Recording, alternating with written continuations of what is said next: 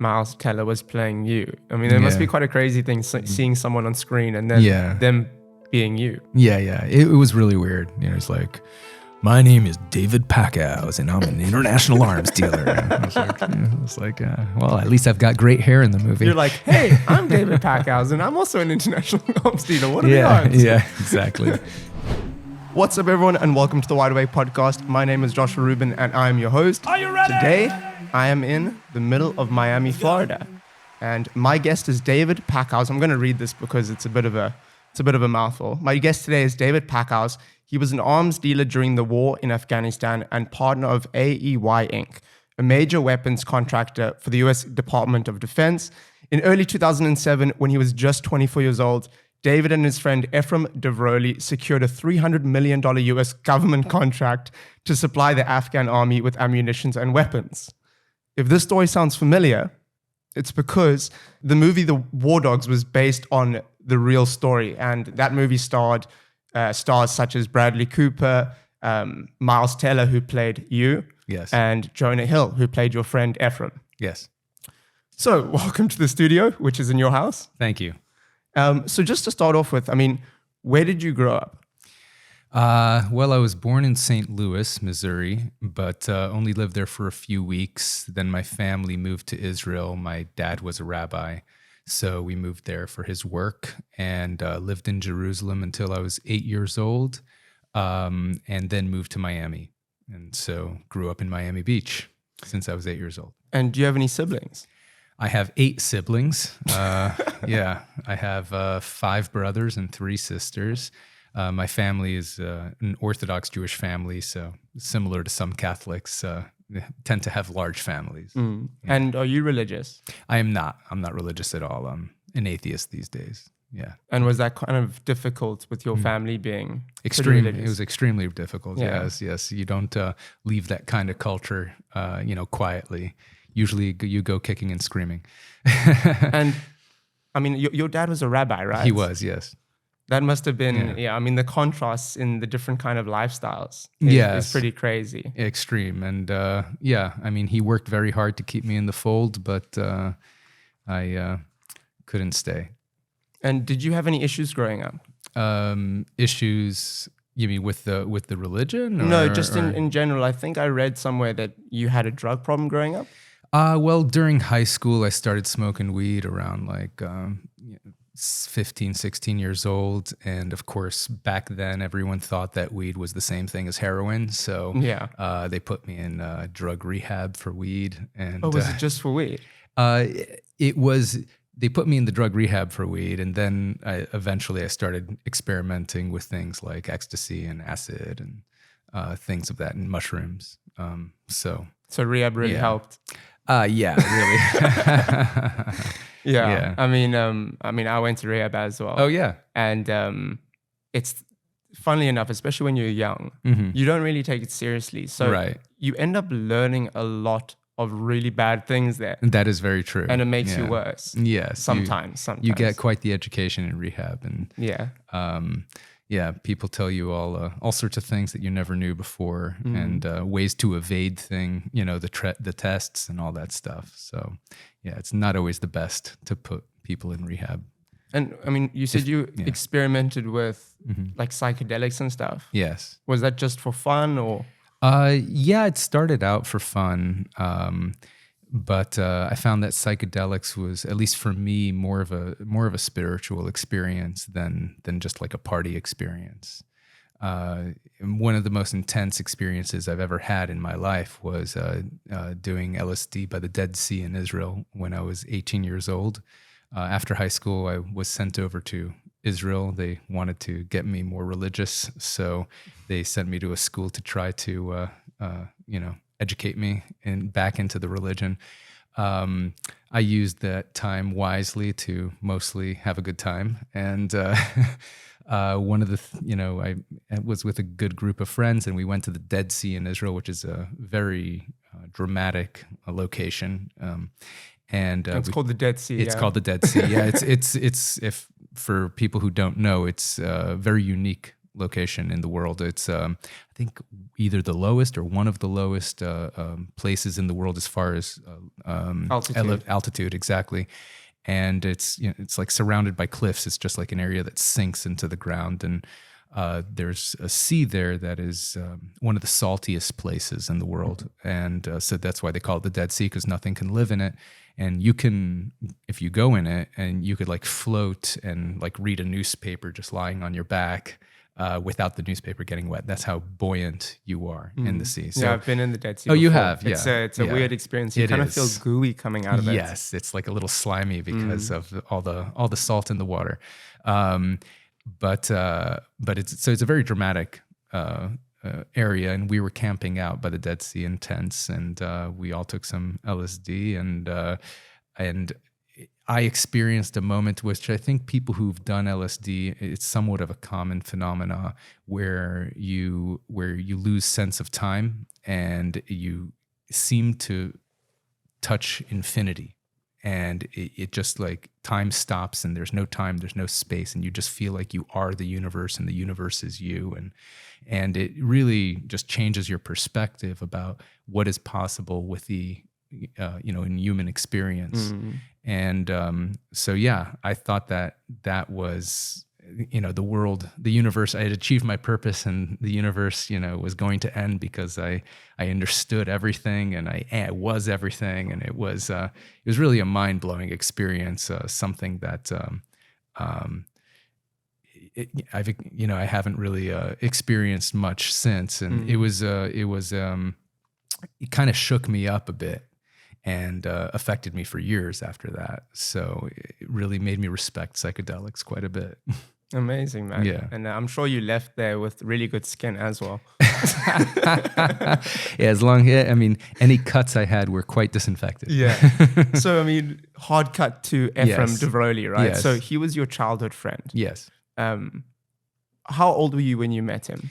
I was about 16 years old when we met. He's actually 4 years younger than me. And in the movie, they say we're the same age, but I'm 4 years older than him. We met we went to the same synagogue. Both of our families are Orthodox Jews. So we went to the same synagogue, and neither of us liked to pray. So we'd sneak out during prayers and go hang out like on the basketball court with our other friends. And I actually met him because I had friends who were 2 years younger than me, and they were friends with him. And so that's how he got brought into my circle of friends. And he was a very, he liked to play pranks on people. So he would love to like sneak up behind like older guys. And the Orthodox Jews, they wear the skull cap. And there's like a rule that you can't walk more than like 4 steps without it. So he would love to like sneak up behind them and like steal it from them and go run off. And they'd have to like cover their head as they, they'd run after him. And so he was always an asshole. He was always an asshole. He was a prankster, and he was an asshole if the prank was on you. Yeah.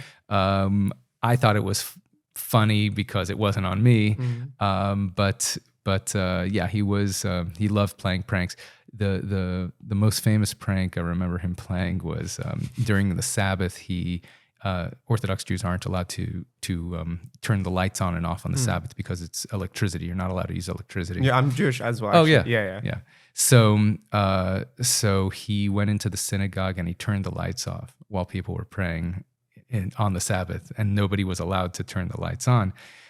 So they had to go find the janitor who wasn't Jewish, and you're not allowed to. The rules are you're not allowed to ask directly to a non-Jew to turn, to break the Sabbath for you. So they kind of had to hint to him, it would be really nice if the lights were, on. And eventually the janitor figured it out and he turned the lights back on. But they're quite upset with him for that. And I know, he was portrayed as not a great guy in the movie. Yeah. When he was a kid, I know obviously you say he played pranks and all that kind of stuff, but was he a good guy, or did he have kind of hints that he was something a bit off? Well, as a kid, he was more just like a little troublemaker, prankster. He wasn't, and I guess he was an asshole to people he was playing pranks on. He was never an asshole to me. I was 4 years older than him, and I had friends he was friends with, so we had like mutual friends. But we weren't like super close as kids. We just kind of hung out at synagogue mostly, and he was pretty close friends with some friends I was close friends with. So we had like mutual close friends. Yeah. And I know that he had quite an interesting family. Yes. Can you tell me a little bit about them? So his grandfather is an Iranian Jew who came over from Iran and became a billionaire slumlord in South Central LA. His grandfather owns a large amount of real estate in South Central LA and is quite the character. It became in national news when his grandmother decided to divorce his grandfather after like 40 years of marriage or something. And it turned out that they had never been legally married in the first place. They had just been religiously married. Did she know that? She did not know. So that. he just didn't hand the papers in or something? I guess. I don't know the exact details of how that happened, but apparently it was a surprise to her. And she tried to, and then he decided, because they weren't legally married, he decided to give her zero money, from the divorce. And he was a billionaire. So she sued him for, I think it was the largest alimony suit in history, for around $700 million. She sued him. Did she win? I'm not really sure, honestly. She must have got something. I hope so. But I'm not really sure how that ended up. But I just remember reading about it being the biggest alimony suit in history. That was like their claim to fame. And so Efraim's grandfather set up his uncle with he gave him a property in South Central LA that his uncle turned into a big pawn shop. And one of the things pawn shops sell is guns.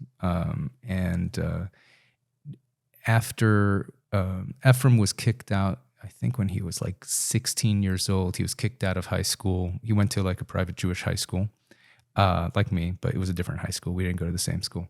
When he was 16, he got kicked out of school for smoking weed. And his parents decided that, you know what, you're not going to take school seriously. We're going to put you into the workforce, show you what life's all about. And so they sent him off to his uncle to work for his uncle in his uncle's pawn shop. And he became obsessed with guns. That's, through his uncle's pawn shop. And he started trading with guns on the internet under his uncle's name. He would buy and sell various weapons on the gun boards, these bulletin boards. And he started doing really well. He got obsessed with it. He knew every single gun out there, what the market price was, what a good deal was, what a bad deal was. And his uncle started selling to the local state police, and the way you sell to the government is you bid on contracts. So the government wants to buy, X number of guns or bulletproof vests or boots or whatever. They'll post it on their website and say, "We want to buy this. Give us your best price." And then people submit their best price, and the government picks the winner of the contract, and they can deliver and make their profit.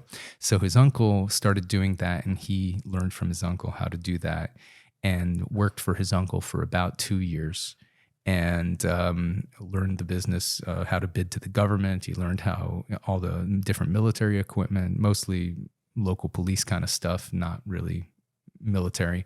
But after about 2 years, he claims his uncle decided he didn't want to pay him, and that he owed him like $70,000 or something. His uncle claims that Efraim screwed him, who knows? Well, with the history yeah, that we know, it's right. probably Efraim. Well, maybe, I don't know. Maybe not. His uncle also has a reputation. Okay. So his whole family is, not his whole family, but his family has a reputation of getting sued and suing people. And so you never really know who screwed who. I believe them both. And how old was he at that time? So he was, when he decided to leave working for his uncle, he was 18 years old. And he came back to Miami and he took over a company that his father had started a few years before called AEY Inc. His father had started this company as like a label printing business, but it hadn't been using it for anything. AEY actually does stand for something. In the movie, they're like, oh, it stands for nothing. But actually it stands for Ephraim, who's the E in the AEY, and his two brothers, Avrami and Yeshaya. Okay. So it's Avrami, Ephraim, Yeshaya, which is the initials of the three brothers. So he named it after his three sons. Yeah, because there was a scene in the movie where one of the guys said, "What does this stand for?" One of the new employees. Right. And he was like, "It stands for nothing. Get the fuck out of here." Right. What does IBM stand for? Yeah, It doesn't- IBM. Yeah. It was one of my questions. I was going to be like, "So what does AEY stand for?" Yeah. Like, I don't know. What does IBM stand for? Yeah. International Business Machines. Get out of here. Yeah. He was like that with his employees. He really lorded it over everyone. It was all about power, and he loved, making people feel like shit and making himself be a big man. That was just his style of management, I guess you can call it. And when did you guys link up again? Right. So after about a year of him doing business under AEY, which he was still like, I think he was actually about to turn 18 when he started, so he was still 17. So he had to do everything under his dad's name, and but about a year after that, and this was in 2004. So the Iraq War had just been getting going. The United States had invaded Iraq and destroyed Saddam Hussein and his government and took over the country, and now they were trying to build up a democratic government. That was the idea. And part of building up this new government was they had to supply the government with all sorts of equipment and the military with military gear, which they had just destroyed that army, the previous army. So they had to resupply the army and the police. And so they were putting out all these contracts for people to supply all this stuff. And he had gotten into this, to dealing with the federal government under his own company, AEY, right at this time. So there was a huge amount of money going out, huge amount of contracts, and he started winning some of them. He was very aggressive. He knew the market pretty well as far as the prices, very good negotiator. So he started winning a bunch of contracts. And about a year after he was working on his own, we bumped into each other at a mutual friend's house. We were there to smoke weed and hadn't seen him in like a few years. So, he asked me what I was doing these days, as you do. And at the time I was in college. I was studying chemistry. I was working part-time as a massage therapist. That part of the movie's true. And I was also... you were selling bed sheets as well. I was selling bed sheets, but differently than how they portray in the movie. In the movie, they're like, they say that like I bought a bunch of bed sheets and I was desperate to get rid of them and had my apartment filled with bed sheets. That's not how it happened. I was just brokering, so I wouldn't even buy it until I had a seller lined up and then just make a commission on the sale. So... and I was actually doing somewhat well. I wasn't, in the movie they tried to make you weren't me, desperate. Yeah, they tried to make me look desperate so that the rise to, is more dramatic. The success is more dramatic. But I also was importing some SD cards from China, selling it on eBay. I was doing all right. So I told him all this stuff, and he was like, "Oh, that's very similar to the kind of work I do. I look for suppliers, I arrange logistics, I work on licensing when it's necessary and things of that nature." So, we're kind of doing very similar businesses, but, I bet I'm making way more money than you. So maybe you should come work with me. We can make a lot more money together. When did you find out that he was an arms dealer? So I had known... I had heard from friends that he was selling, guns and stuff to the government, and before that with his uncle. So, I knew he was doing this kind of stuff, but I didn't know the details of exactly what he was doing and or the level of what he was doing. So I asked him, well, how much money have you made, right? Because you want me to work with you, tell me what the potential is here. And he's like, "I'm going to tell you, but only to inspire you. I'm not bragging, And so he opened up his computer and he showed me, logged into his bank account, and he showed me that in his bank account he had $1.8 million in the bank. And he was 18 years old at the time. And I knew his parents didn't give him that money. I mean, there's no way. So I was like, whoa, this guy knows what he's doing. That's ridiculous. Yeah. And this was from like 1 year of working on his own. So I thought, well, I mean, he obviously knows a business and he's making way more money than me. So I could learn a lot from this guy. So I was like, okay, I'm in, teach me. And so then we started working together. Actually started working originally on something that was not government related. I had found this, what I thought was a good source for like Xboxes at the time, which had just come out. The original Xbox had just come out, and it was really popular and sold out everywhere. And through my electronics connections that I was buying SD cards, I connected to this big electronics distribution company, and they said they had a whole bunch of Xboxes, but we needed a huge amount of money, which we didn't have. So we started scrambling for investors. Eventually, the whole thing fell apart. But after that whole thing fell apart, we worked like pretty intensely on it for like 2 weeks or so.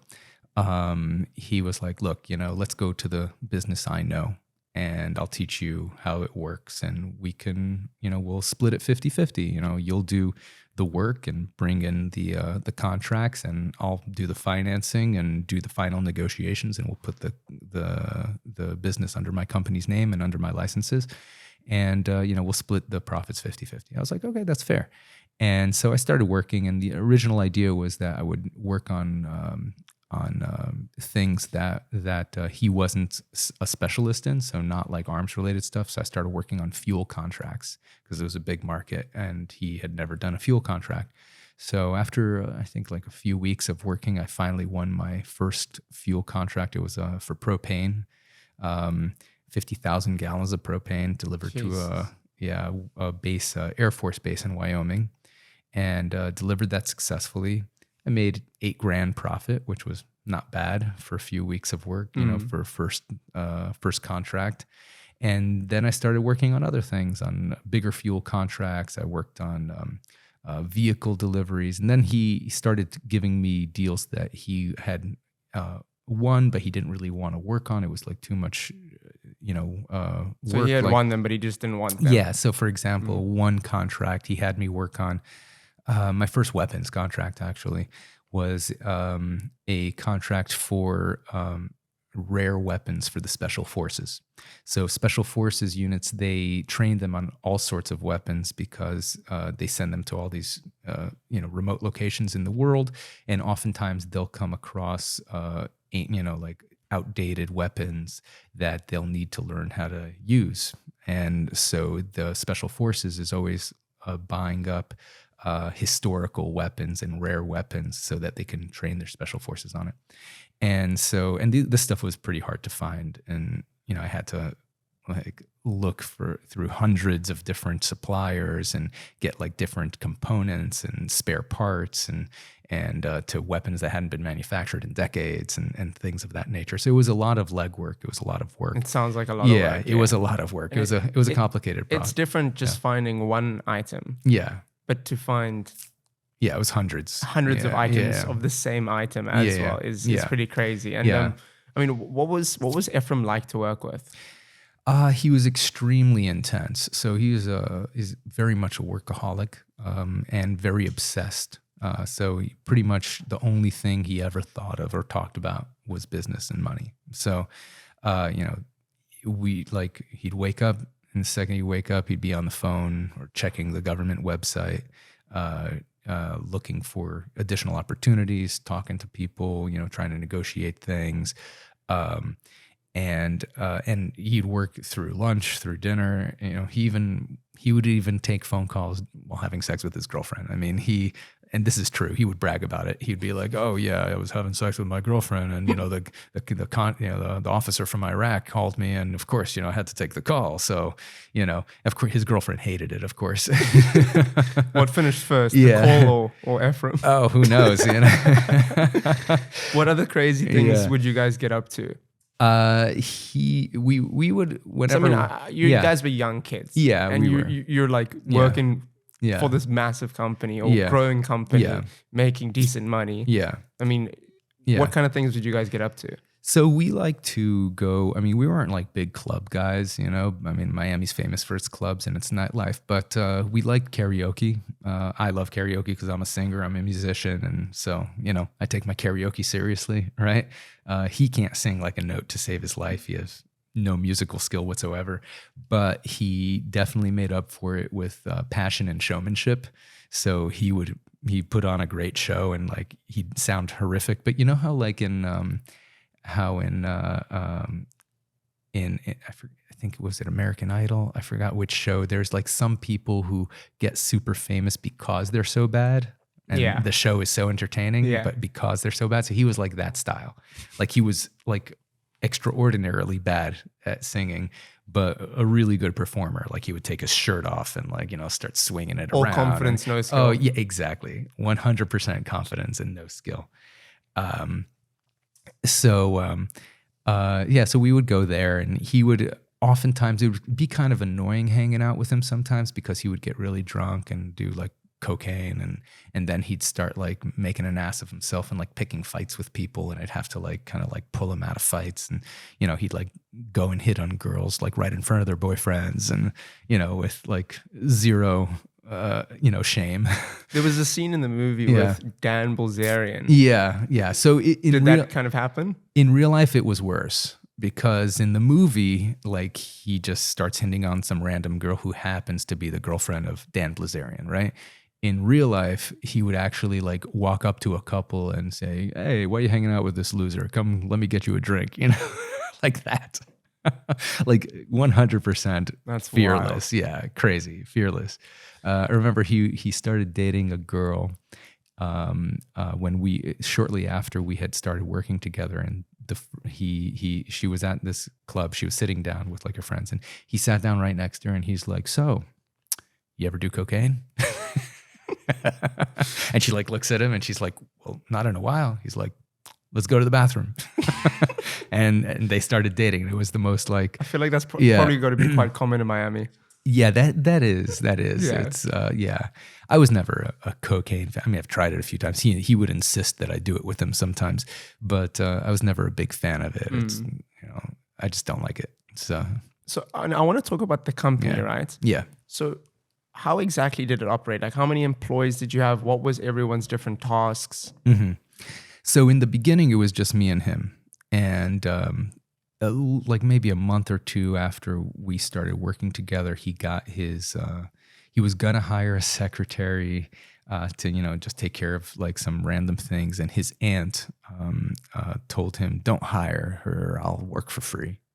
And he was like, "Okay, free is free," but it was a big mistake because she was like one of the most annoying people. Like she would be constantly like yelling at him and criticizing him and like talking to his mother on the phone about like what a terrible person he is, and how, you know, like right in front of him, like they'd be at the same desk, and she'd be like, "And then he said this," and then and he'd be like yelling at her, you know, like "Shut up, you don't know anything," you know, like, and like, but he kept her around because she would work for free. And you know, I don't know why she wanted to work with him, because they had this like they were constantly yelling at each other. It was extremely stressful.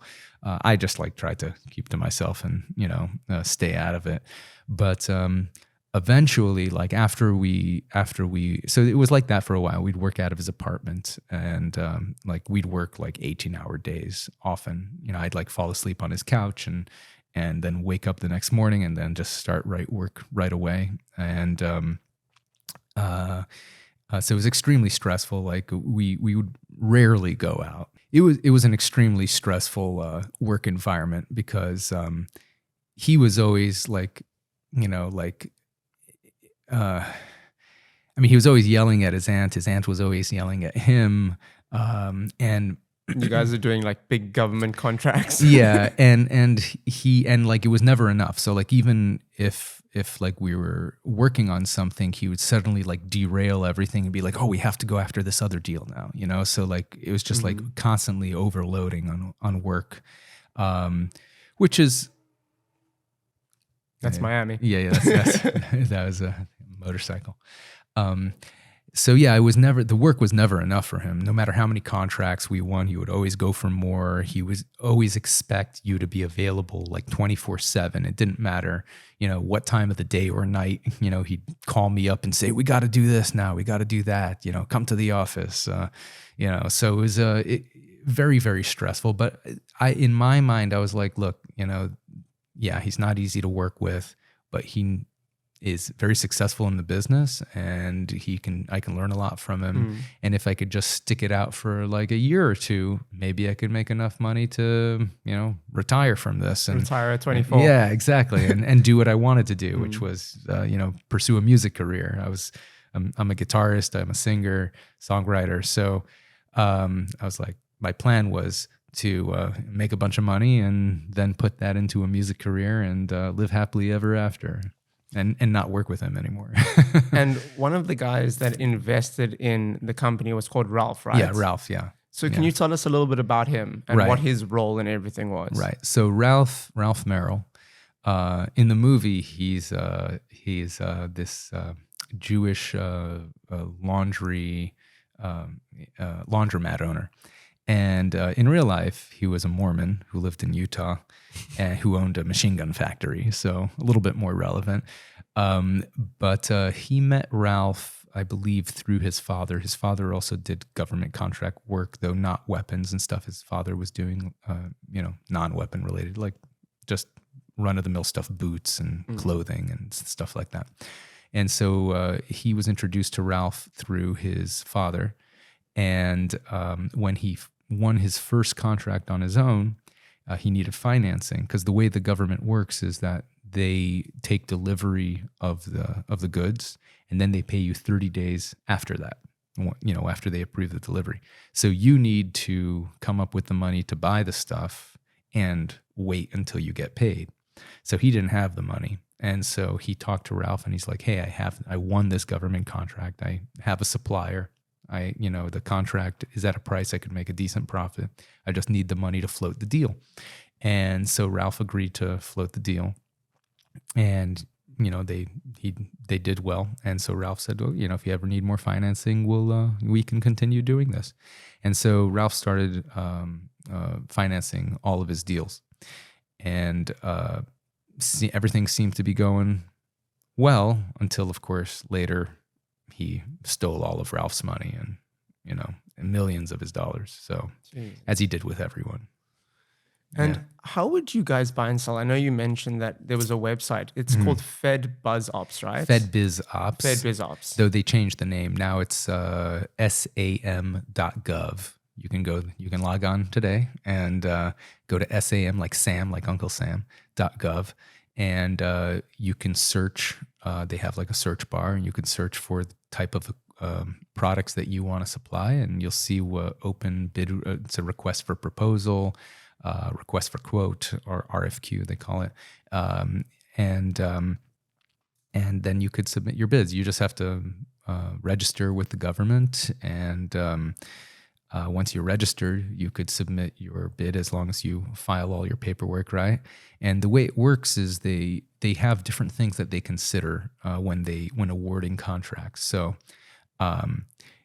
one thing obviously they consider is the price. Price is important. They are required to get the best price for the U.S. government to save the taxpayer money, right? But and other things they consider is how reliable is the person offering the equipment.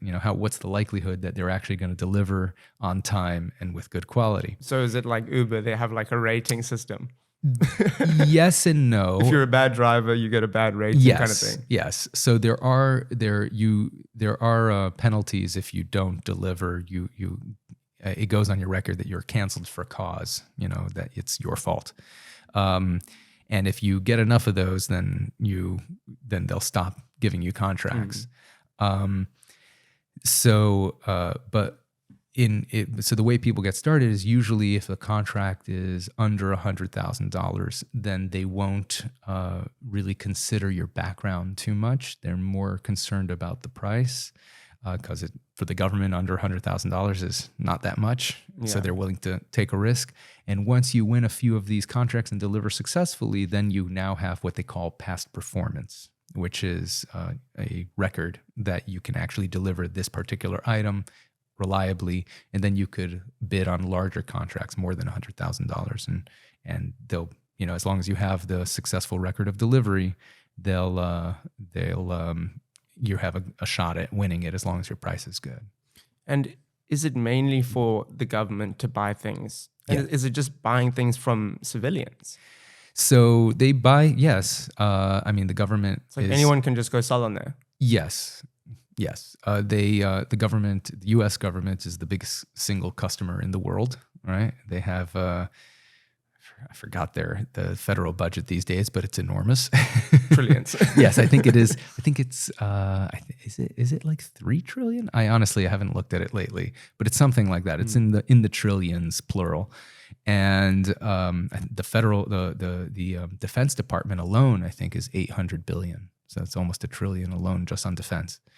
And but all branches of government buy lots of things, and they buy everything. And they buy they buy tanks and weapons and ammunition, but they also buy clothing, and they buy food and fuel and air conditioners and office space. Everything, and everything that any organization could need, they need to buy. And the way they get a good deal is by putting it out for competitive bid. So most things that are just commodity items, they'll have like a competition, like for things like clothing and things that many manufacturers make, they'll have it be competitive. But for things like fighter jets or nuclear bombs that only 1 or 2 companies make, they'll have what they call sole source contracts. And they'll give, for example, Lockheed Martin the contract to make F-35 fighter jets. Only Lockheed Martin makes that jet. So they'll give them a sole source contract, and usually it'll be something like a cost plus contract. So instead of it being a competition, they'll be like, you show us what it costs you, and then we give you an extra X percentage on top of that for your profit. Of course, that is a bad incentive, because then the more it costs, the higher the percentage in dollar terms is. So companies have an incentive to inflate their costs, and that's why a lot of government contracts, a lot of government programs have very heavy cost overruns. And what kind of weapons were you running? So we were procuring. Procuring. Yes, thank you. Running tends to gun running tends to be a term people use for illegal weapons trafficking. We were not doing that. At least until we were. But we were mostly dealing with small arms. So things like assault rifles and pistols and ammunition for those things. We also dealt, with machine guns and some larger things like rockets and mortar rounds and tank shells. And where would you get that from? Because when I was watching, I was like, why doesn't the government just get from those sources? Right. So the government does sometimes, and they have in the past tried to buy directly from foreign sources, but the government is they're very bureaucratic, and especially when they're looking to buy large quantities of a wide variety of items, they don't want to deal with the logistics and the management of dealing with many, many sources. It's just a lot of work for them. So they'll say, so that leaves the door open for brokers to put together packages of many sources so that way the government only has to deal with a single supplier, single supplier. And the supplier deals with all the end suppliers, so to speak, from all these different countries, and they take care of all the licensing and all the logistics. So it just saves the government a lot of time. And with enough competitive middlemen, they get the price to be pretty competitive. And does that also kind of help them when it comes to being culpable for things? Because there's probably certain items that they can't really get. Right. So if the middleman got it for them, don't ask, don't tell where it comes from, then it's okay. And if something goes wrong, it's on them. Yeah, and that's what happened with us. The ammunition that we were eventually getting for the Afghan contract, it was originally from China, and we found out the State Department in Albania, where we were getting the ammo from, they knew that the ammo was from China. They told us directly. They're like, "Oh, you guys, this is all from China, but it's fine. It's just going to our allies. So there's no real harm here." But the technicalities of the situation was that it was legally in a gray area. But as far as they were concerned, as long as they don't officially know, it was fine. Of course, once it came out in the New York Times, suddenly they pretended like it was like they had never known, and it was a big shock, and they're going to investigate this and punish the people. They knew the whole time. Yeah. Before we get to that, Yeah. because that was the biggest deal you guys ever did. Yeah. I want to know what the first big deal you ever did was. Right. So the where first, you were like, "Whoa, this is money." Right. So at least as far, Efraim had like a big deal that he was working on while I started working with him. It was a contract to Iraq that was worth about, I think, $10 or $12 million. So that was, a multi-million-dollar contract that he was working on. I helped him out with it a bit, but it wasn't wasn't my main thing. Most of the contracts I worked on were relatively small until the Afghan contract. It was only about 8 months after I started working with him that we started working on the Afghan contract. So I did, the fuel contract. I did the weapons parts contract. I worked on a few big contracts that I ended up losing, which was very disheartening. I worked on some, like $30-40 million contracts that I got right up to the finish line and then lost at the last second. There's different stages, especially with the bigger contracts that you go through. So how close you are. You go to like these different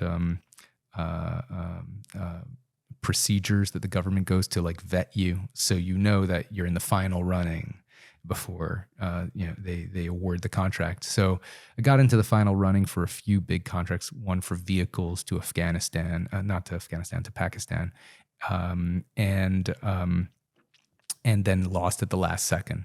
So it didn't, I was doing all right as far as compared to my previous work.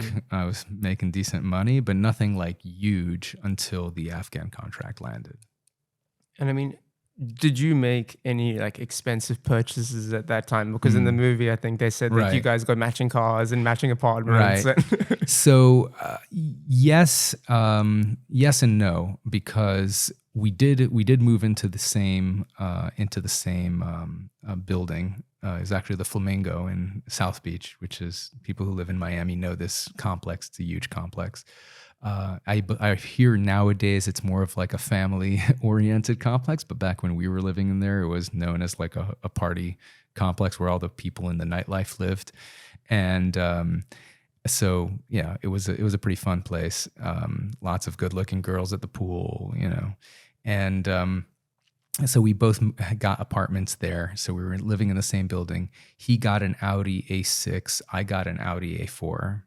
But I bought that car after we won the Afghan contract with the idea that I had millions of dollars coming to me, which I thought I had millions of dollars coming to me.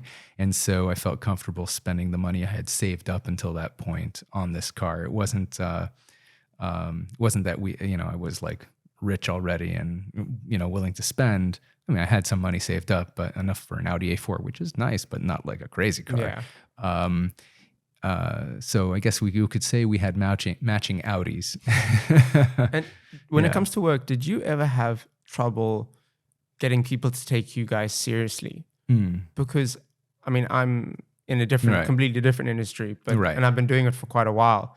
And when I used to walk in the room and I was very young, people, didn't really take me seriously. Right. And in your industry or your previous industry, it's much more intense. Yeah. And you wouldn't expect young guys, young gentlemen to be doing that kind of work. So true. How did you get people to take you seriously? So in the beginning, we were mostly just working over the phone. So people had no idea how old we were.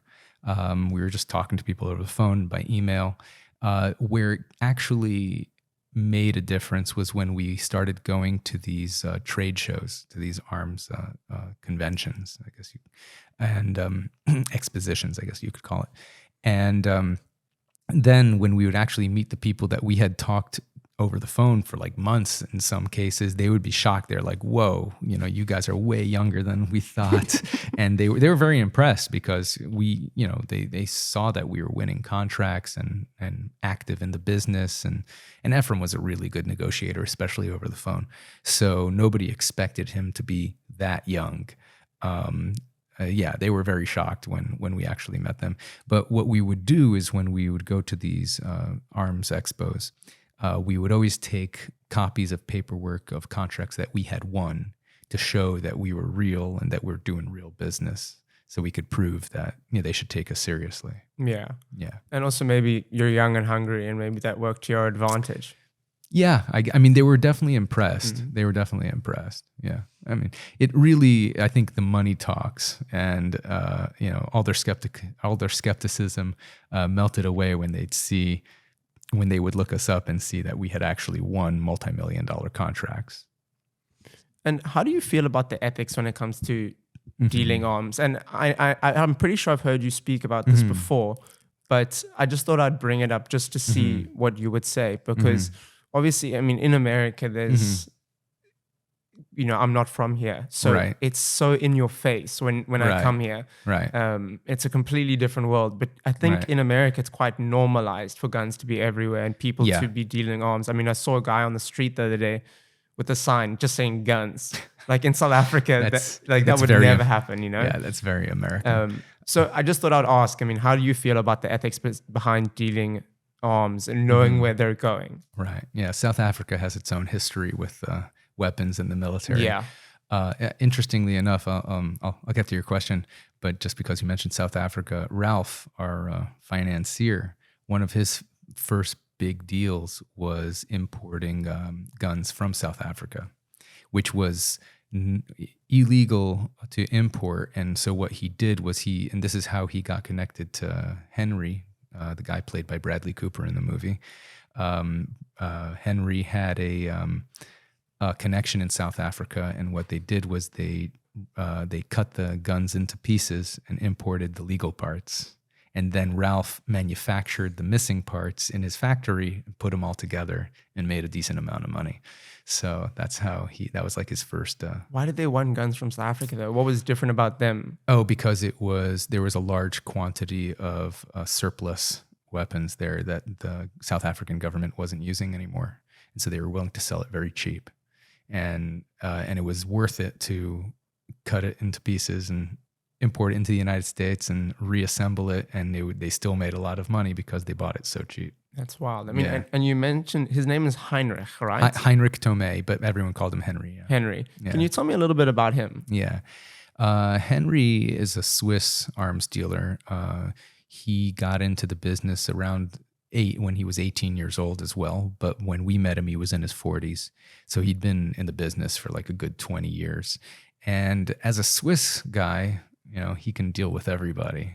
He wasn't like us, United States, U.S. citizens. Because the Swiss don't choose sides. Exactly. Yeah. They're neutral.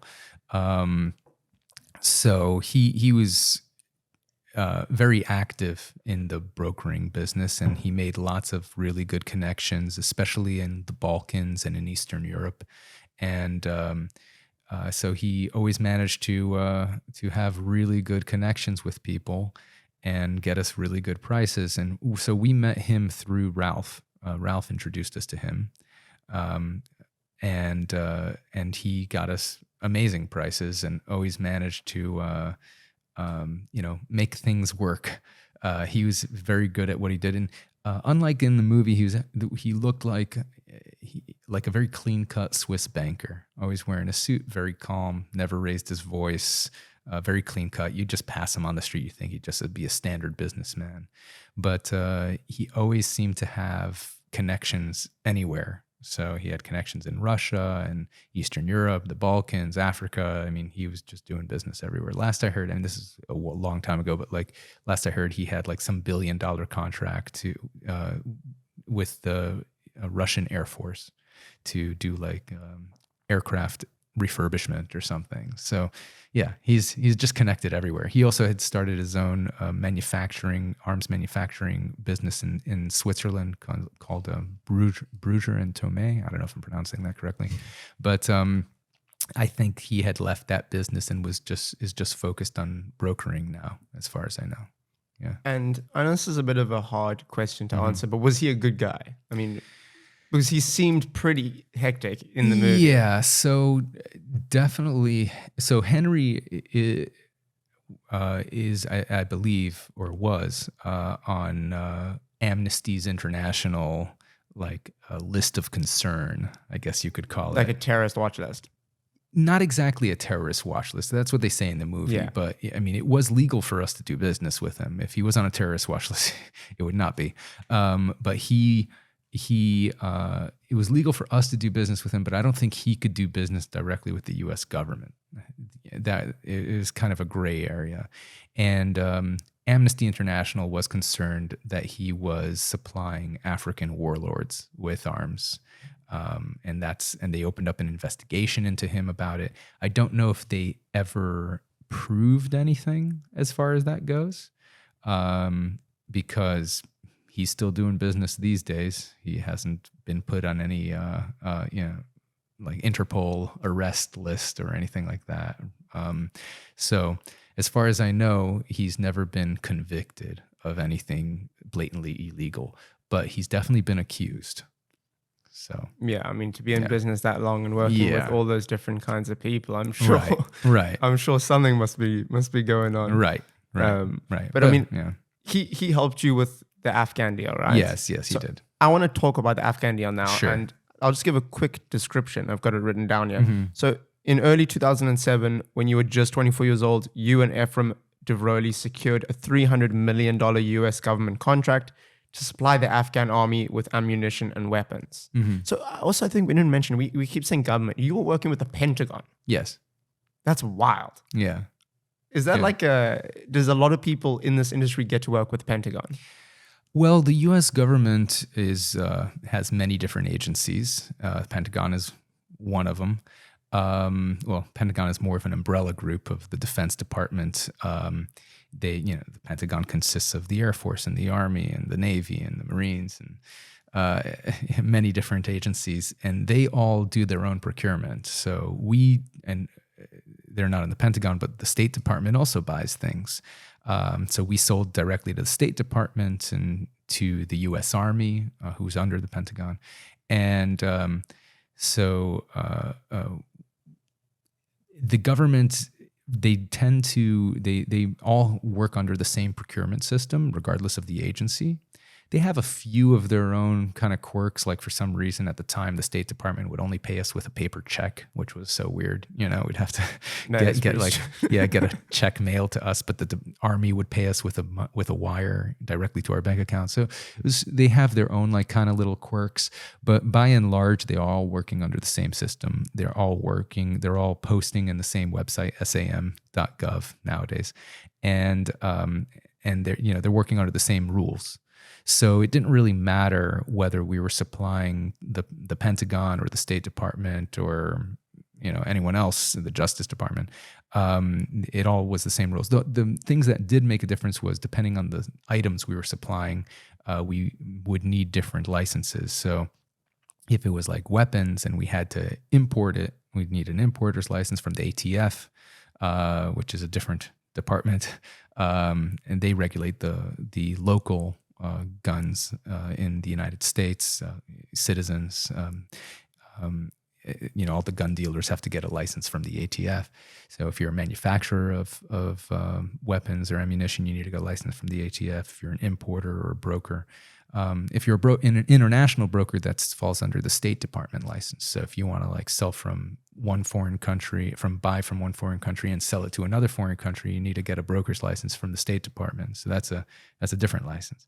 So depending on the items that you were buying would require different licensing and different logistics issues. And of course, transporting dangerous equipment like explosives and munitions, you'd need to get specific logistics companies that specialize in that. And you'd need to get special licenses to fly over countries. They call them flyover permits to fly military equipment over countries, because each country needs to give you permission to fly military equipment over their airspace. So there were specific details depending on the type of items that we were delivering. But it was more item specific rather than who you were selling to in the government. How did you find out about the Afghan contract? I was driving home from the office to have dinner with my girlfriend at the time, and the one who is played by Anna de Armas. And she doesn't look anything like her. Everyone asks me that. I was going to ask. Yeah. I thought maybe not. No, and she's very beautiful, but she's actually half African, so she's a little darker. I got a lot of angry comments on YouTube that Hollywood whitewashes everyone, so I was driving home to have dinner with her, and Efraim calls me up. I remember I was in my car, and he's like, "Hey, you have to come back to the office right now. It's an emergency. We got to do this. And I'm like, "What are you talking about? I just left." And he's like, "No, you got to come back right. I just saw one of the biggest requests for proposals that I've ever seen, RFP. It's a request for proposal."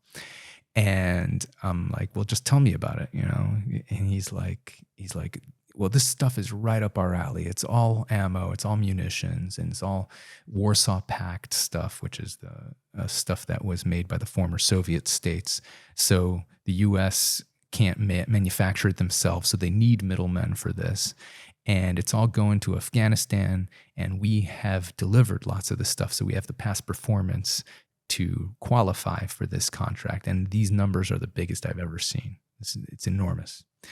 And so you got to come back to the office right away."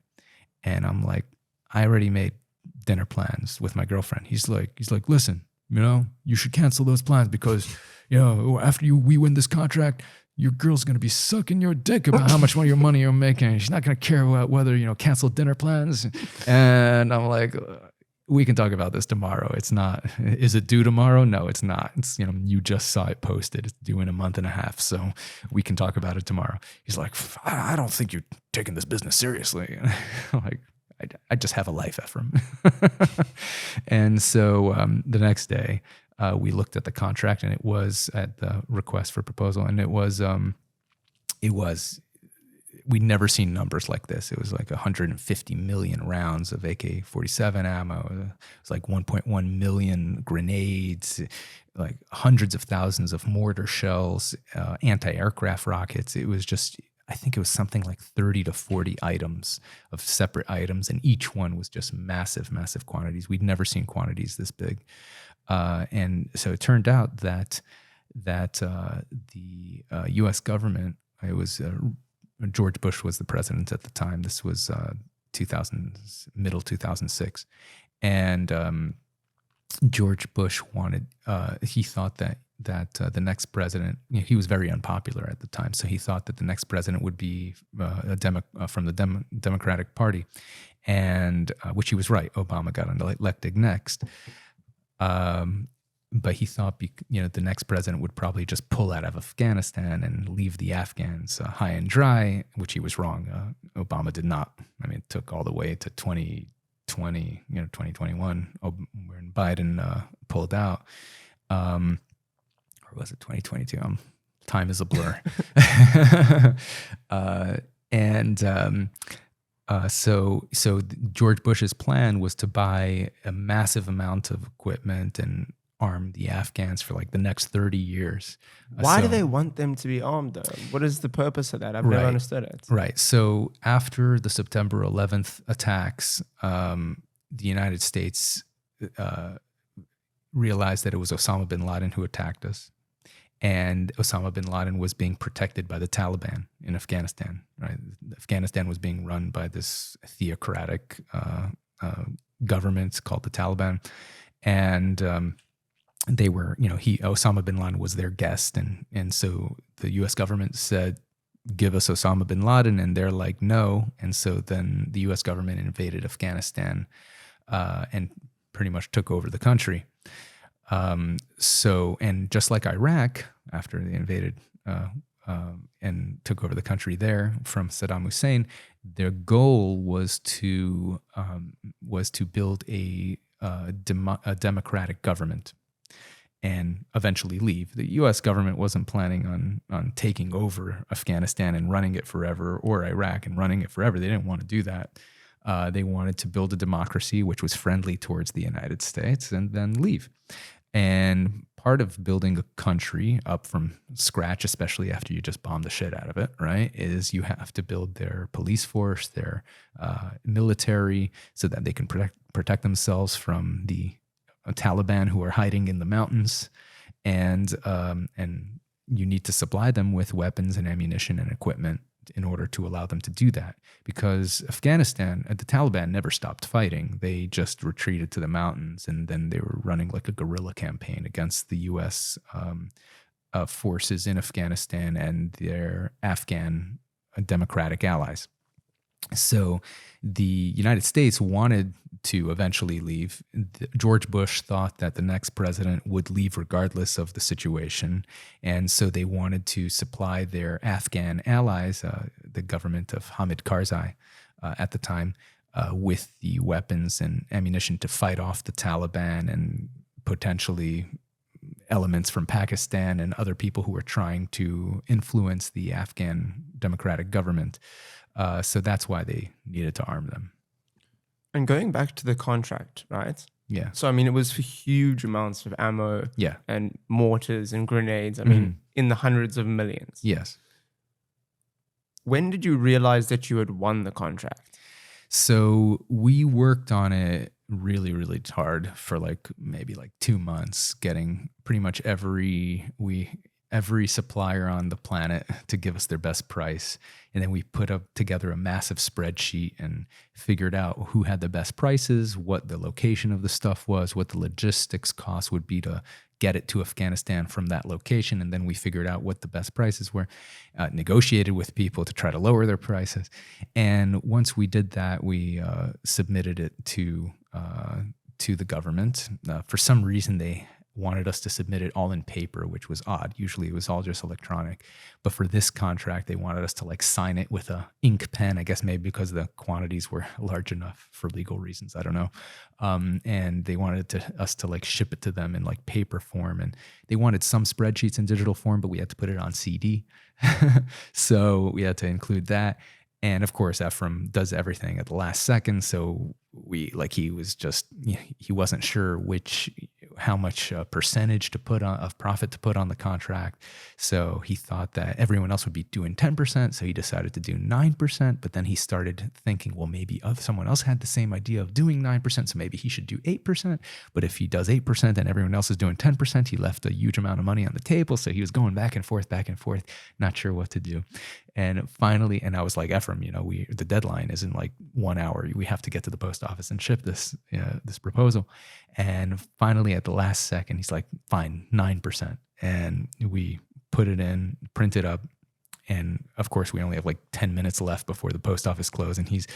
And we get in his Audi and he's flooring it down these residential streets where the speed limit is 30 miles an hour. He's going 70. And I'm like, Efraim, you're going to kill somebody here.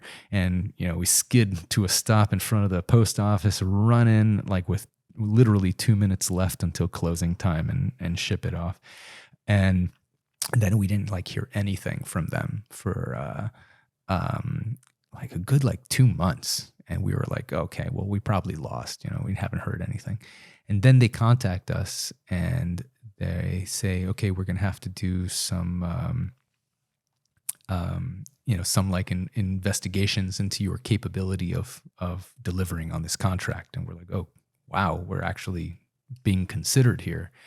And so they did what they call several audits, right? Where they do a financial audit where they want to see that you have the financial capability to deliver. They do a source audit. They want to. Do you have to float all the money? So yes, you have to float all the money until they pay you. So the way it works is, as I said before, you have to deliver and then they pay you 30 days later. So the contract, which we bid it at just under $300 million in total, it was going to be delivered over the course of 2 years. And the way it works is the $300 million number is what they expect to order over 2 years. They don't have to order that amount, but that's what they expect to order. And they order it in pieces. So they'll be like, and they give it in pieces called task orders, right? So the first task order will be X number of items and quantity, and you have to deliver that. And then they give you another task order. And of course, each one of those task orders could be very different amounts. And they give you a deadline by when you need to deliver that particular task order. So they're like kind of like mini contracts under this large umbrella contract.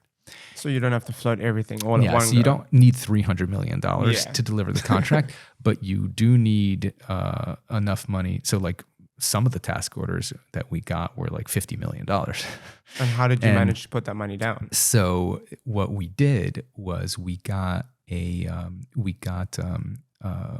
what's called a factoring agreement with Wells Fargo, the bank Wells Fargo. And a factoring agreement is where you would give Wells Fargo proof that you had delivered the items and that the government owes you the money and that they're going to pay you in 30 days. And then Wells Fargo will give you the money now. So we don't have to wait 30 days for the government. So as soon as we can deliver, we can get that money the next day from Wells Fargo minus their financing fee, of course, and which was not nothing, but I think it was something like 1.8% a month, which is not bad. Yeah, I mean it's not bad considering the margins we had, but that's like not nothing either, considering it's a rock solid. They know they're going to get that money. It's the U.S. government is not going to default on that on that payment. So they were still making a decent amount of money for pretty much zero risk to them, and but that allowed us to roll the money over from one delivery to the next. So as soon as one aircraft would land, most aircraft could hold, depending on the quantity on the item. And if it was small caliber ammo, like for the AK-47, it was probably about like $300,000 worth of cargo. If it was grenades, which was much more expensive, it could be $1 million or $2 million worth of cargo. So as soon as the aircraft lands, we would submit the paperwork to the bank, get that money right away, and then schedule another and pay our suppliers for the next aircraft. So we only needed about like $5 million to float the whole thing, because we would do it in pieces and just roll it over like this with the financing. And did you go in and do a meeting with them? And that's when you found out that you had won the contract? So was it in person? Because in the movie, you guys get stoned and then walk into the Pentagon and sit down and go, "So what's up, guys?" Yeah. So that meeting did happen, but I wasn't there. So Efraim went, and he actually took Ralph to go with him instead of me, because he felt that because he looked so young, Ralph is an older gentleman. He was like in his 60s, 70s at the time. And he felt that he needed someone older to have more credibility. So he took Ralph with him. As far as I know, he didn't smoke weed before that meeting, but it wouldn't surprise me. I mean, Efraim would smoke weed like the second he woke up, and then do a line of coke and just go. He loved doing drugs, like just like all drugs, and he somehow would manage to do business no matter how messed up he was. The only thing, hold on one second. Bless you. Thank you. The only drug I've ever actually seen mess Efraim up to the point where he couldn't do business were sleeping pills, because he had trouble sleeping. And so he got prescribed, I don't know which sleeping pill, he got prescribed sleeping pills, and he would take them, and then he would continue working because he was a workaholic.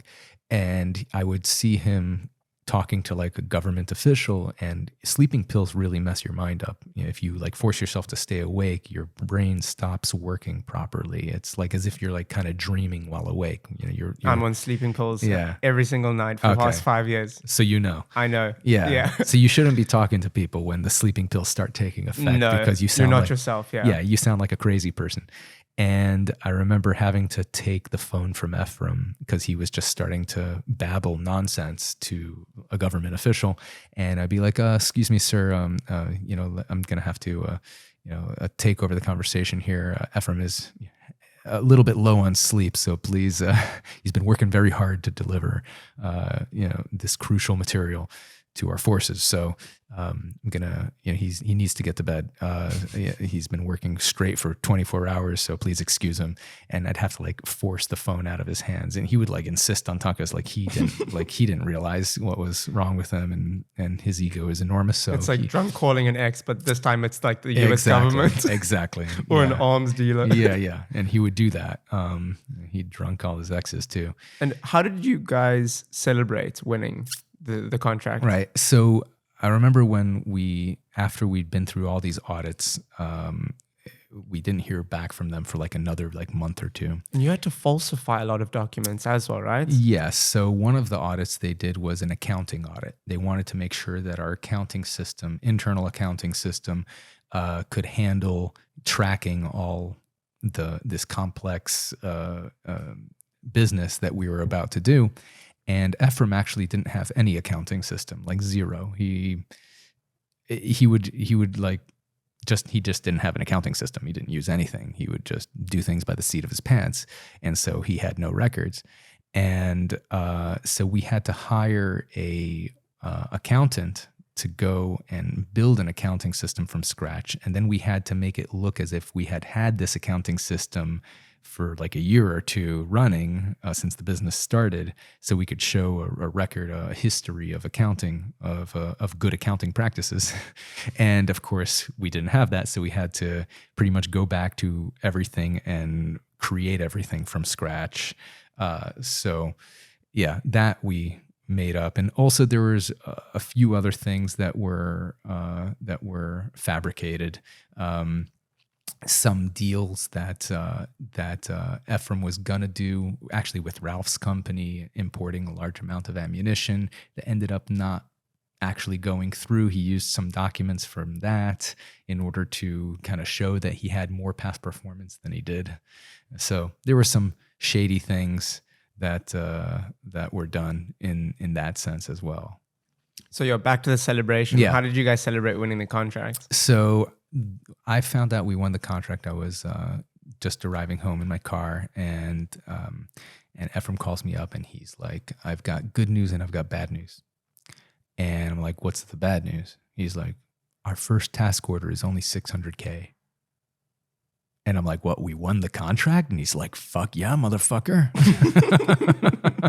He's like, "I'm picking you up in 10 minutes. We're going to celebrate."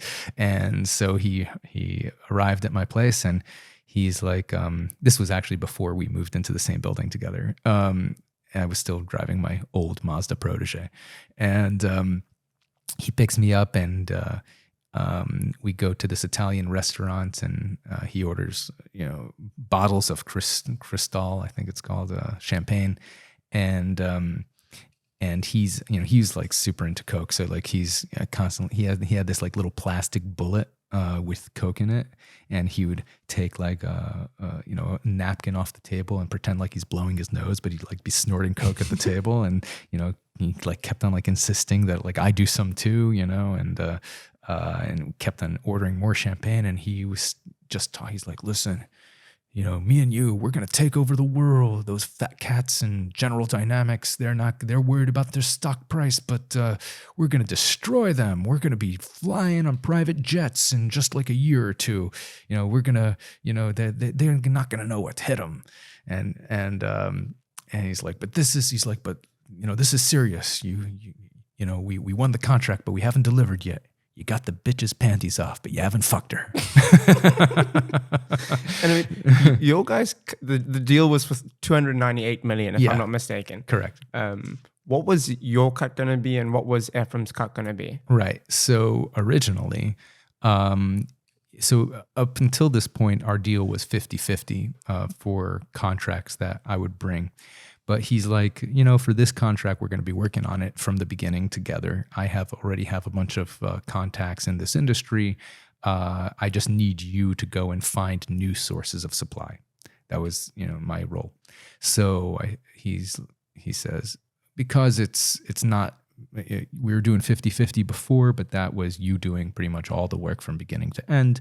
And I was just doing the financing and then negotiating and the licensing and all that. So for this, I'm going to be doing some of the work, so we can do 25 for you, 75 for me. And I was like, okay, that's fine. A $300 million contract. I'm totally fine with 25%. Then after we won the contract, he's like, hey, listen, this is, you should really be doing all the work to deliver. I'm going to work on other contracts. I'm like, Efraim, maybe we should work on the $300 million contract we just won. He's like, yeah, you could handle it. You could do it all. There's other contracts I want to go for. So you do it all. And then I'm like, okay, fine, if you insist.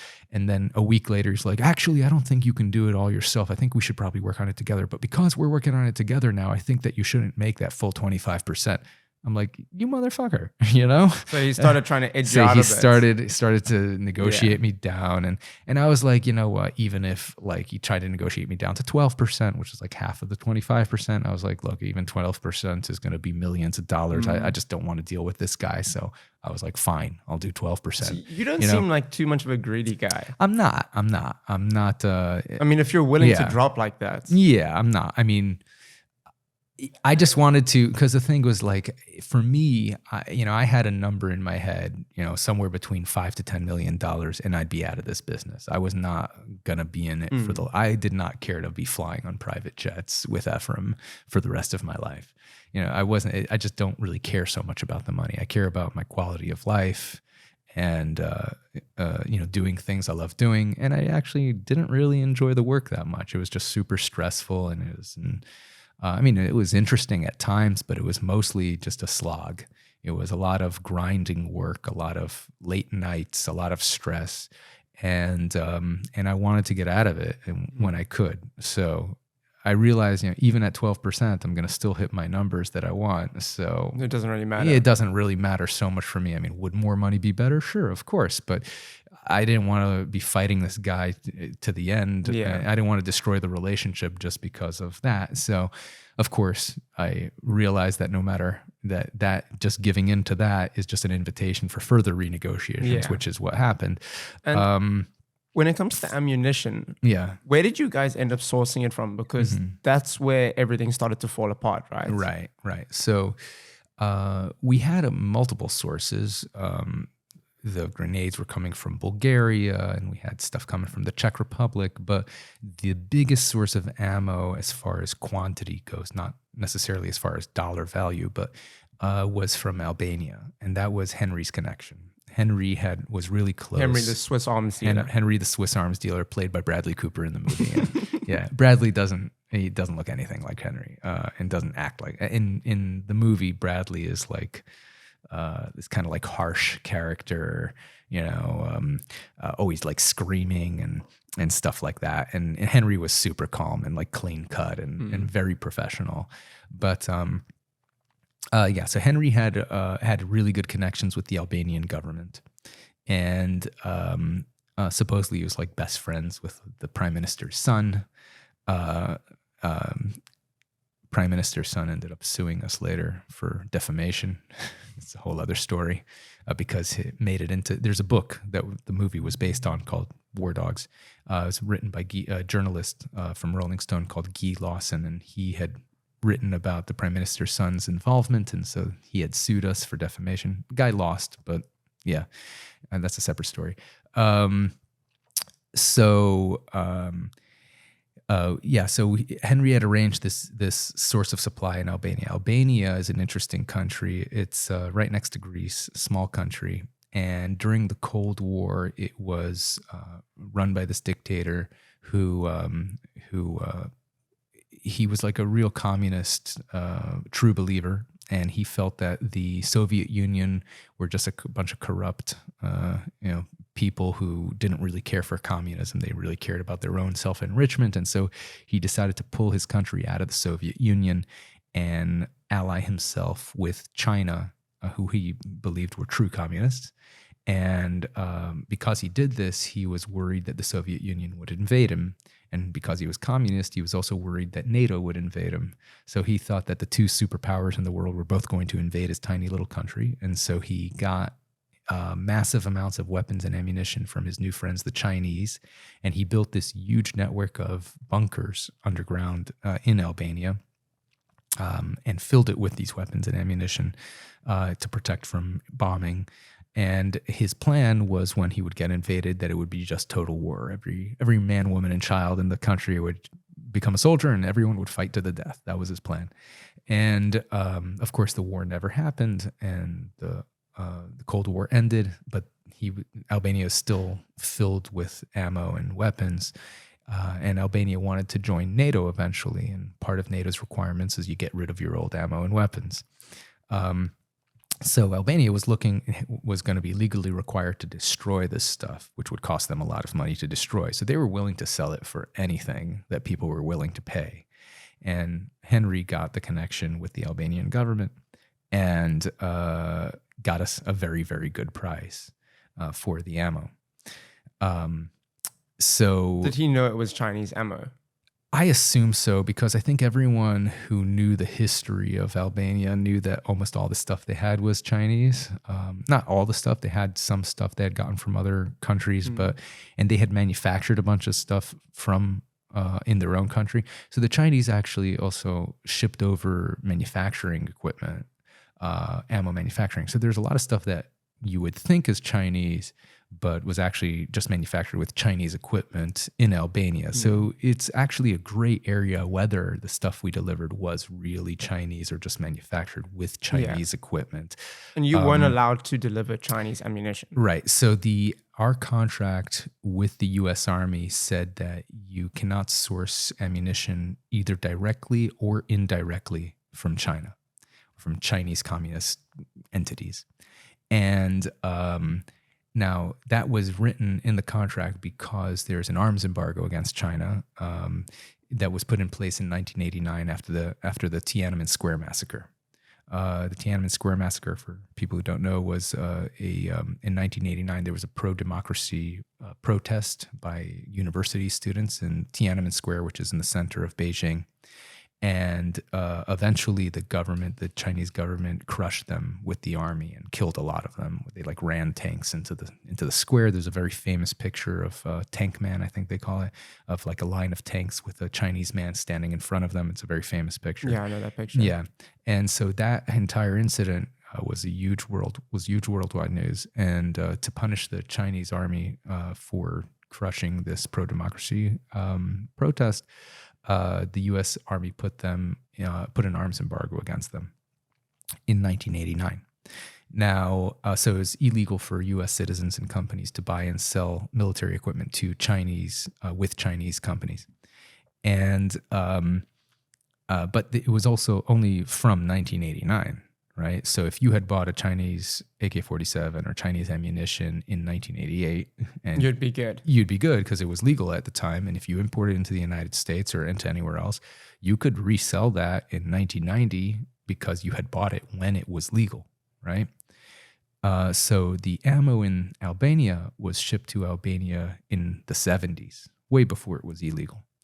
But the contract that we had, it didn't say you can't supply ammo or weapons that violate the embargo. It didn't mention the embargo. It just said you can't do Chinese directly or indirectly, period, right? Obviously, it was a reference to the embargo, but that's not what our contract said. So when we discovered that it was Chinese, we sent one of my best friends, Alex, went over there to do the inspections. We were actually planning on repackaging the ammo anyway because there was a huge oil spike at the time. So the only way you can really tell that the ammunition is from China is because it was packaged in Chinese boxes. Yes. Right? And crates. Correct. So you hired someone to do that for you, right? Yeah, to repackage it. Yeah. We, you could look at the head stamp, and if you actually know what you're looking at, you could figure out that it was made at least with Chinese equipment, if not in Chinese factories. People who aren't ammo experts would only be able to tell because the crates that the ammo was in had Chinese markings on it, and inside the crates were papers with Chinese writing on it. And when we sent someone over to inspect it, my friend Alex, he discovered that it was all Chinese, and he told us, and we're like, "Oh crap! Our contract says no Chinese." We had no idea that it was Chinese until after we had already made all these agreements to buy this stuff, and we had applied for the export license and the flyover permits and all that stuff, and that takes months to do. And the U.S. Army was yelling at us to hurry up because the fighting season in Afghanistan is starting. They only fight they can't fight during the winter because of the high mountains of Afghanistan. It makes it difficult to move around during the winter. So spring was coming, and they had to. Fighting season was coming, and the Afghan Army was running low on ammo, and they were like, "We need this ammo ASAP." And so they were pressuring us to get the ammo there as soon as possible. We had already applied for all the permits and had gotten the permits, and then we sent Alex over there to inspect the stuff, and that's when we realized it was Chinese. So we didn't really. So I mean, we had pretty much two choices at the time. We could either tell the U.S. Army, "Hey guys, we just discovered that this is Chinese. We know that the contract says no Chinese, but we understand that you mean stuff that violates the embargoes, and this doesn't violate the embargo. It was shipped to Albania in the 70s. So can you just give us a letter saying that this stuff is okay?" And they could have said, "Yeah, that makes sense. We wrote the contract badly, so here's a waiver and go ahead and deliver. We really need this ammo." You didn't want to take the risk, though.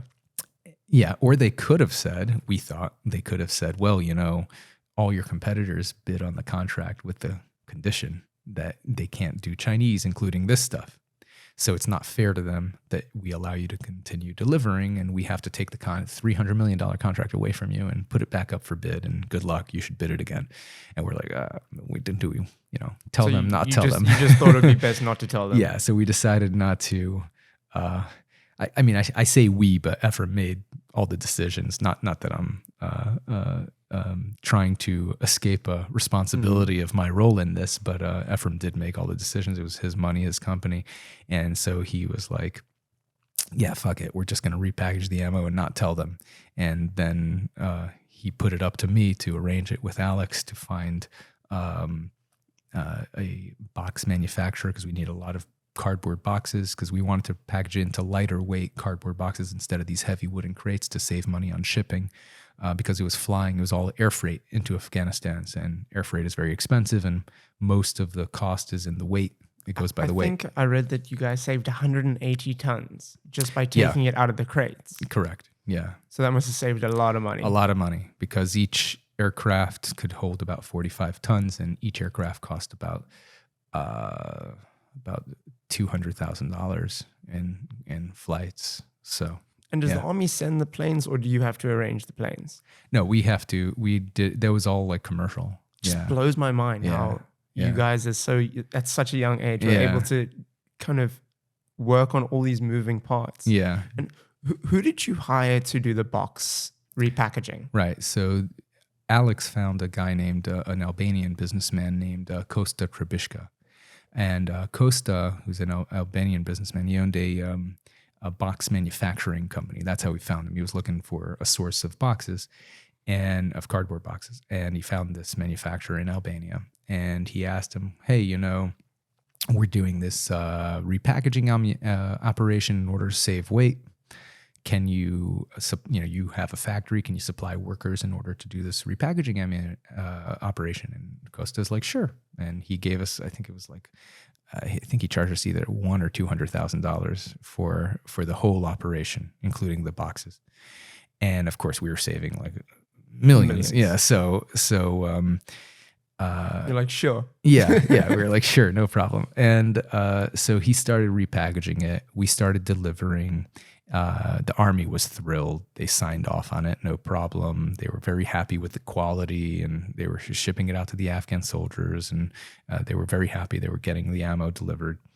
And then, of course, things started going smoothly, and we were delivering every week. We had like 3 aircraft land in Afghanistan, 3 aircraft from Albania, plus other aircraft coming in from Bulgaria. So we had multiple aircraft landing a week. And of course, as Efraim he was always trying to make more money out of the deal. So he started saying, hey, I bet you Henry's fucking us. We're paying him, 4 cents a round. And we were selling it for like 10.5 cents a round, but around 5 cents in air freight costs. So we were making like a cent and a half of profit or so.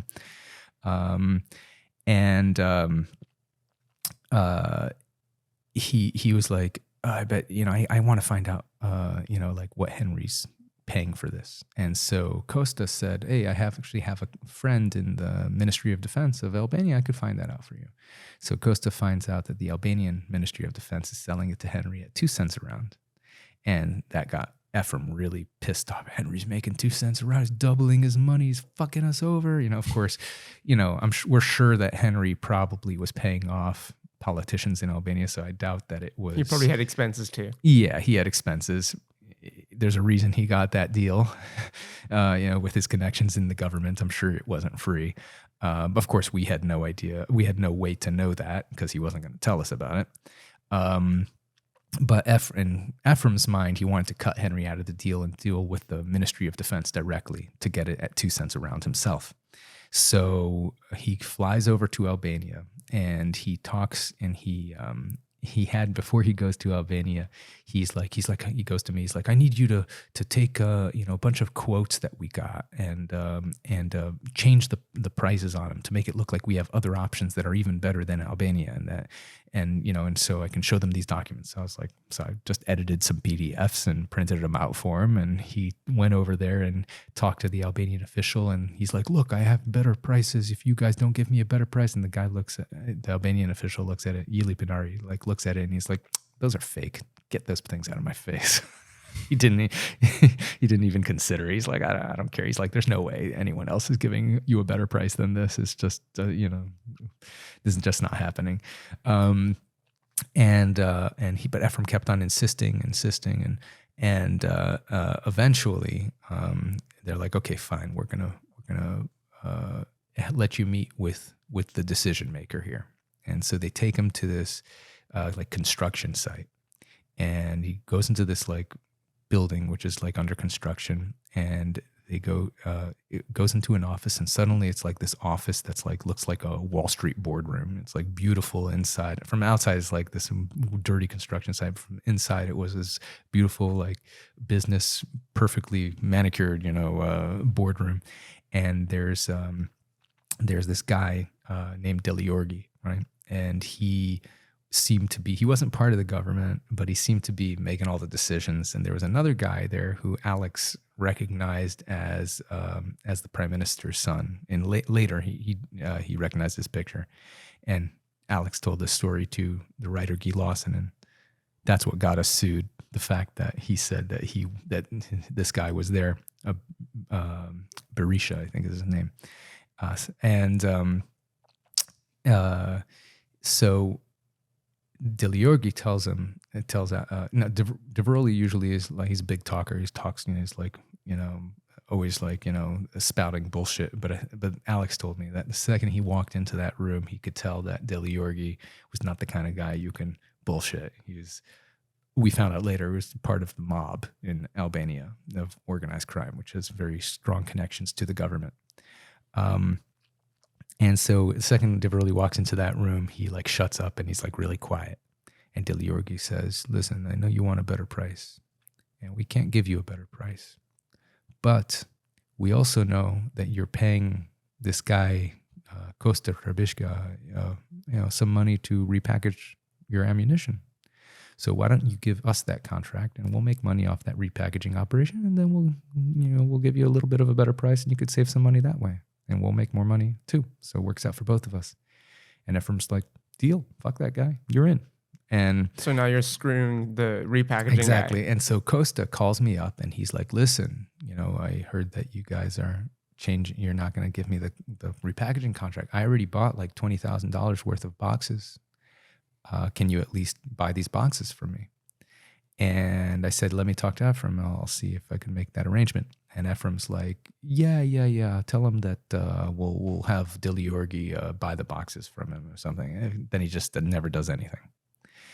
And then that, Efraim doing that to Costa really pissed Costa off because he got kind of screwed out of 20 grand, right? And of course, the potential money he was going to make from the contract that he got taken off. And Costa got really mad, and he started talking to, he called up the New York Times, and he told them what was happening. And he called up the Justice Department of the U.S., told them what was happening. They both opened up investigations. And then his biggest mistake was that he spoke to local Albanian journalists. And the Albanian journalists wrote that there's kickbacks going back to the Albanian government and that it was connected with organized crime. And they published this in Albania. And then not too long after that, Costa was found dead. And he was in a car crash. He was apparently driving on a flat road somewhere by himself. And somehow he crashed and got thrown like 30 feet from the car. So it was very suspicious, the kind of car crash he was in. Do you think that it was done by someone else? Most think likely. He was murdered? I think he was, yeah. I mean, it was because he spoke to the government or to the news. I think it was what got him killed was he spoke to the Albanian media and outed the corruption amongst the Albanian government, and that's in Albania. You don't do that. You don't speak up against the government. Yeah, or you don't make claims that the mob is giving kickbacks to the government. You end up dead like that. So he ended up dead in very suspicious circumstances. I mean, this is very sad for him. He was a nice guy, and it's very sad that he ended up like that. And were you there quite a lot?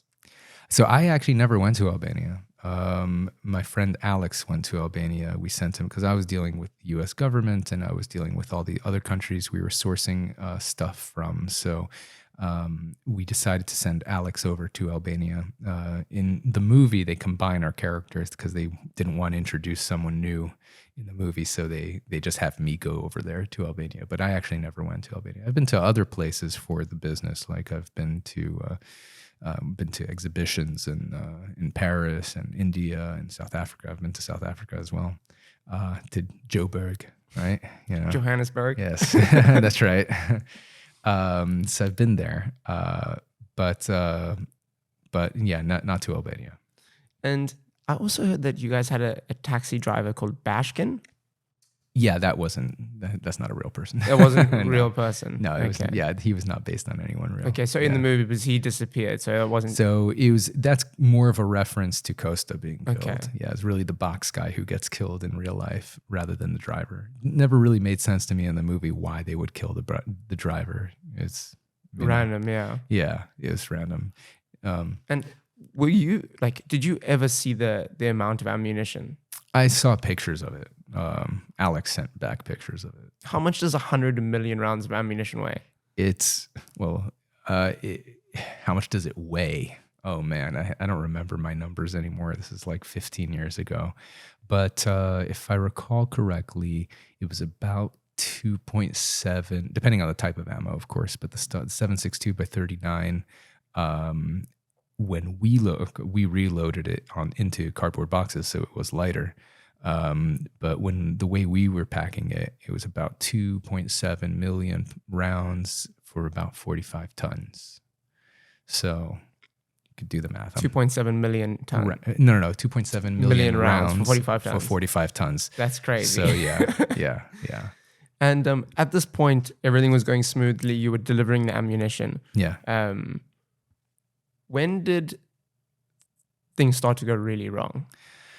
So, in June of 2007, things were going really right, and we were delivering on a regular basis. Everything had calmed down, and that's when Efraim decided to inform me that he didn't feel like I deserved the money that we had agreed upon. And I was already down to 12% of what he, of the profits, down from 25 to 12. And he's like, hey, he goes to me, he's like, after I was in the office and everyone else had left. At this point, we had around like 15 people working in the office. After we actually only rented an office after we won the Afghan contract. Before that, we were working out of his apartment because he didn't want to pay rent on an office. But after we won a $300 million contract, he decided, okay, I'll spend like $2,000 a month on an office. To get an office, yeah. Yeah, to get an office. And then we hired like 15 people to do various things, to do various business. And everyone else had gone, and he comes into my office and he's like, hey, listen, a lot of the guys around here have been complaining about you, that you're not pulling your weight. And I'm like, what are you talking about? Who's complaining about me?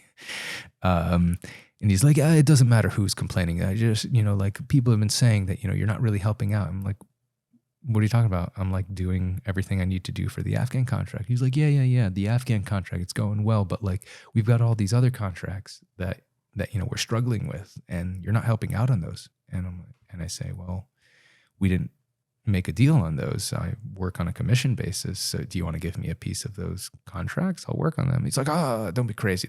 Of course not, but if we fail on those contracts, then the whole company goes bankrupt. So you're, responsible for that too. And I'm like, well, do you want to give me a piece of the company? He's like, don't be crazy. Don't be crazy.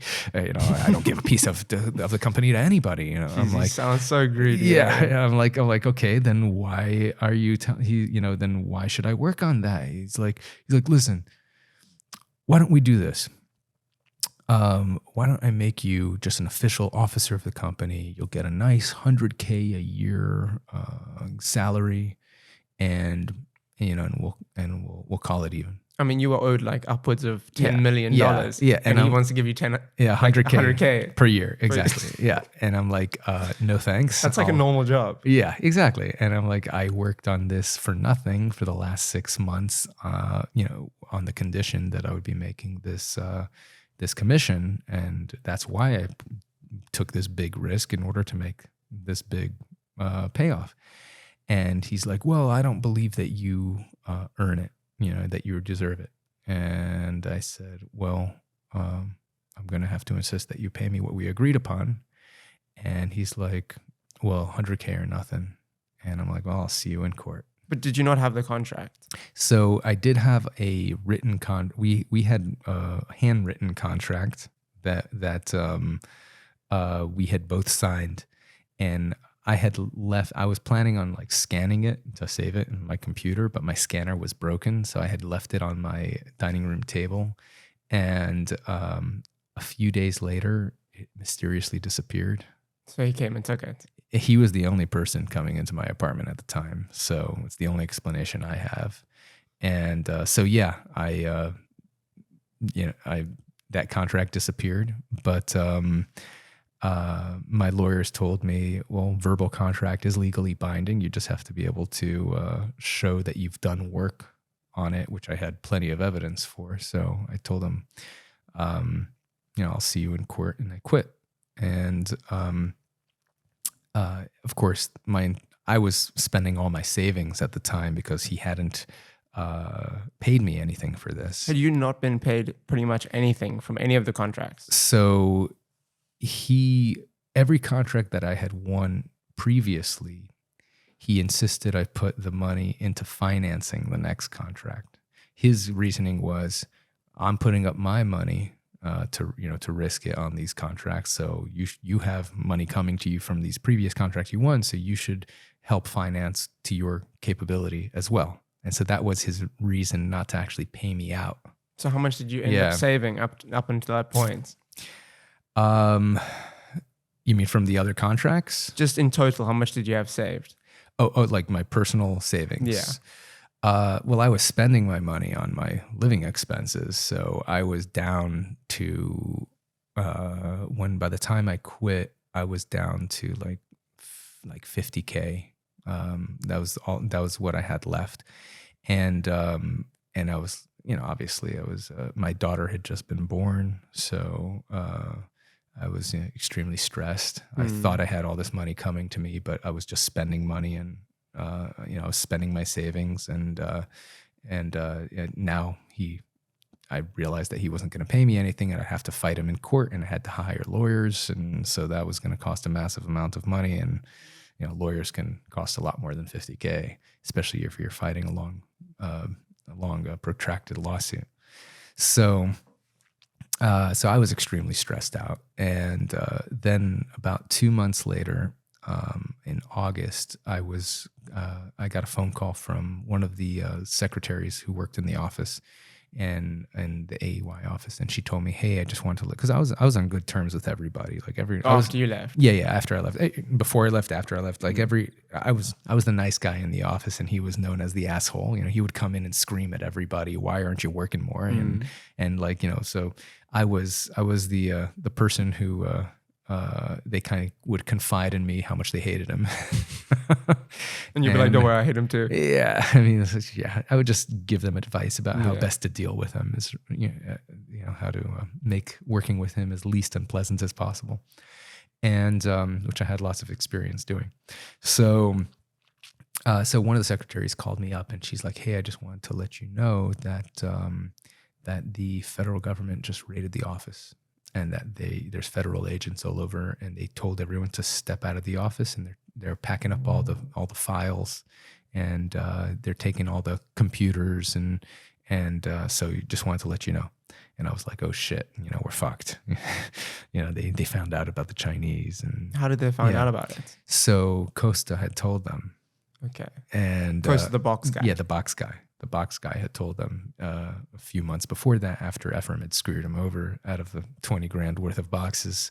So Costa had told them, and also Efraim had let one of his licenses expire because he didn't want to pay like a $2,000 licensing fee, and so that gave them probable cause to search the office, and they used that to search the office. And when they searched it, they found on his desk some handwritten to-do notes, and one of them was repackaged Chinese ammo in his handwriting.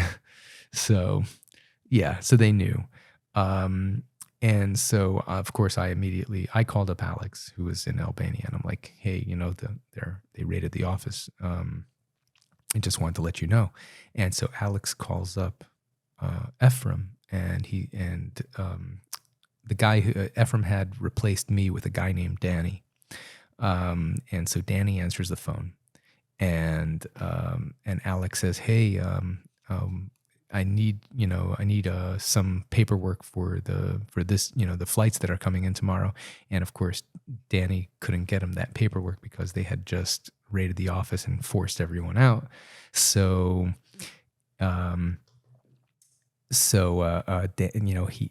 Alex told me that he heard Danny like cover up the phone and kind of whisper to Efraim. He could still hear it over the phone. He whispered, he's like, "Hey, Alex is asking for that paperwork. What should I tell him?" And he hears Efraim say, "Don't tell him about the raid. Just tell him that there was a bomb threat. Yeah, tell him there was a bomb threat, so we had to leave the office. And so you'll get it to him when we're back in the office." And so Danny's like, "Yeah, we'll get it to you, but there was a bomb threat, so we had to like leave the office." And Alex is okay. And then he hangs up, and Alex is thinking, why are they lying to me? Are they trying to pin everything on me? That, they had no idea it was Chinese. It was all the guy in Albania's plan. And so he's like, well, fuck these guys. He was just getting paid like a flat salary. He wasn't even getting a commission or anything. So he wasn't getting paid that much. And he was like, okay, Ephraim's trying to throw me under the bus. So I'm out of here. And he took the next flight back to the United States. And both of us contacted defense attorneys, and our defense attorneys told us, well, you should look through your emails and see what kind of evidence there is of your culpability here. And so we looked through our emails, searching for words like Chinese ammunition and repack, and it turned out that we were way too open in our emails about our plans. There was direct stuff everywhere. Just everywhere. I mean, it's like, if you're doing business for so many years, you're going to slip up many times. Yeah. I mean, it was like we were originally, when Efraim told us to repackage the ammo, he was like, okay, everybody, we just talk over the phone from now on, But the thing is, there was all these different time zones and people sleeping, and there were deadlines, and so we're like, oh, I can't stay up and another 6 hours until this guy wakes up and give him a phone call. So eventually, people started emailing each other the details of repackaging the ammo, and it was very obvious in the email record of that we knew what we were doing. We had planned it, and that there was criminal intent, so to speak, according to the prosecutors.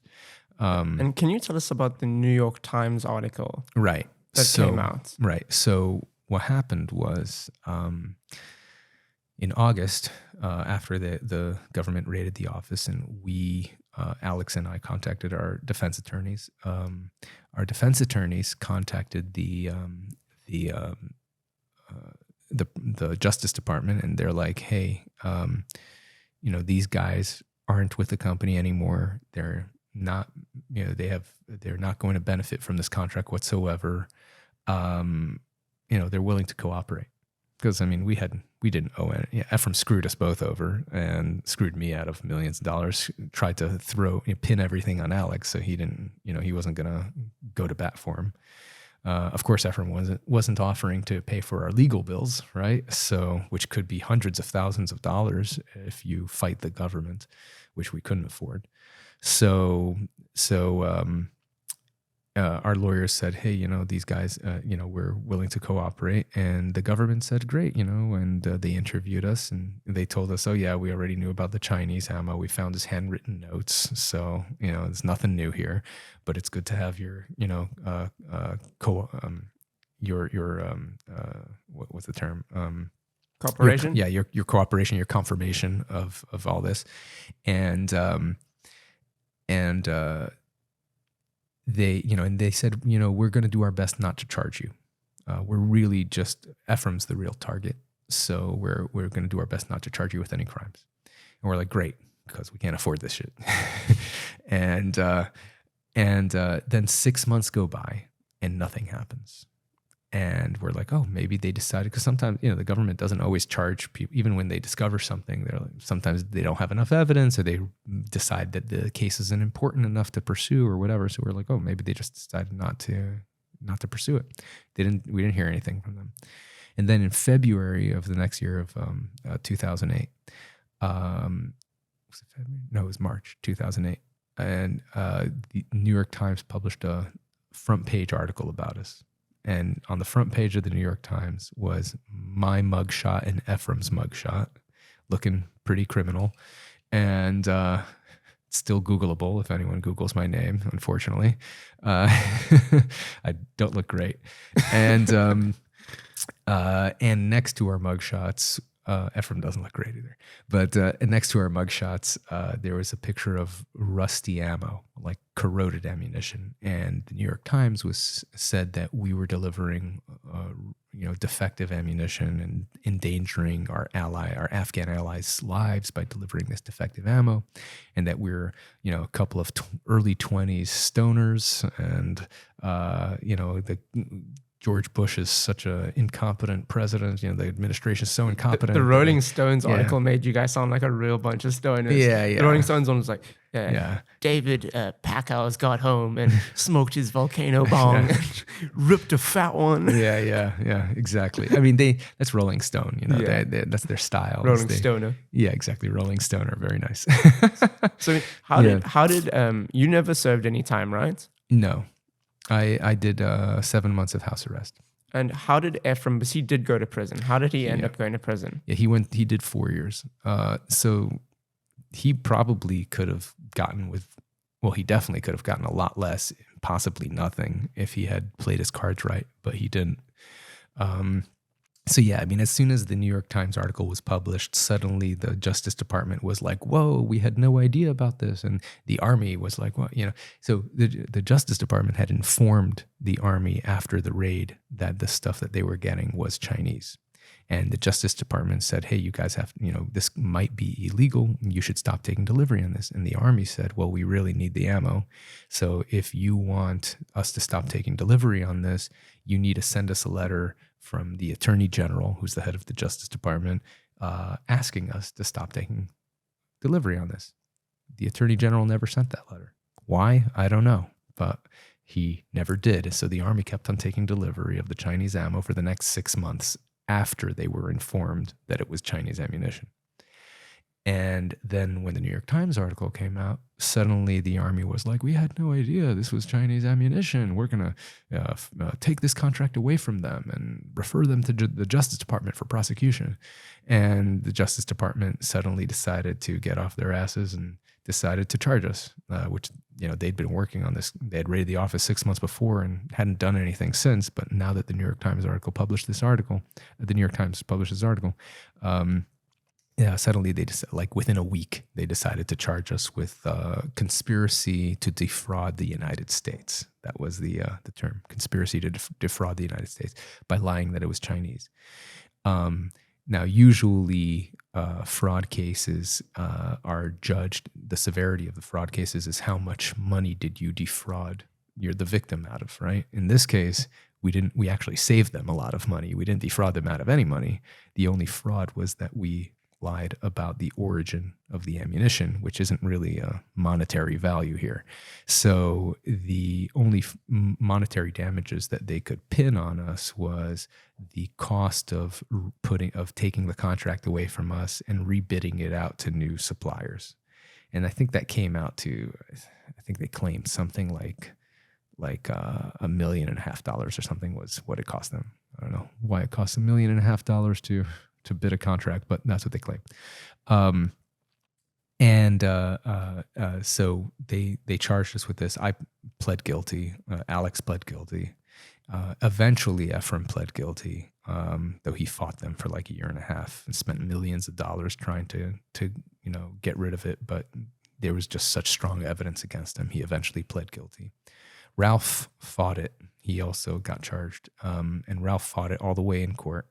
Eventually, he lost the court case, and he got sentenced to 4 years as well, because he lost. When you fight them, they go down on you hard.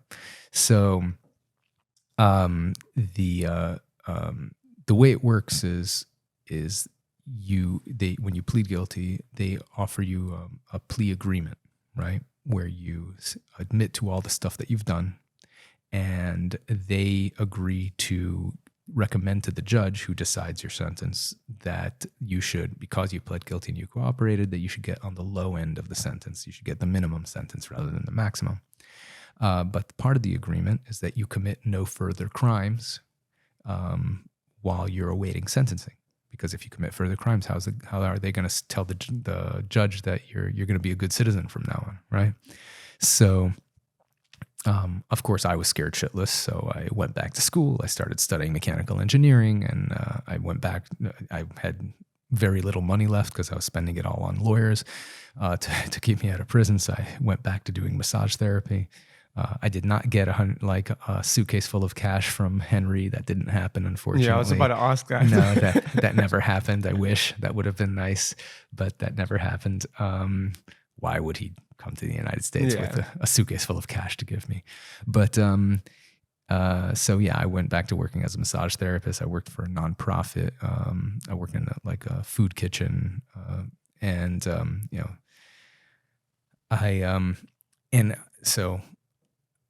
eventually I got sentenced to like 7 months of house arrest and 7 months of probation, which was great. I mean, beats prison. Much better to be at home than in prison. And how did Efraim end up getting arrested? Right. So Efraim also pled guilty, but part of the agreement, his plea agreement, was that he couldn't keep on doing the arms business.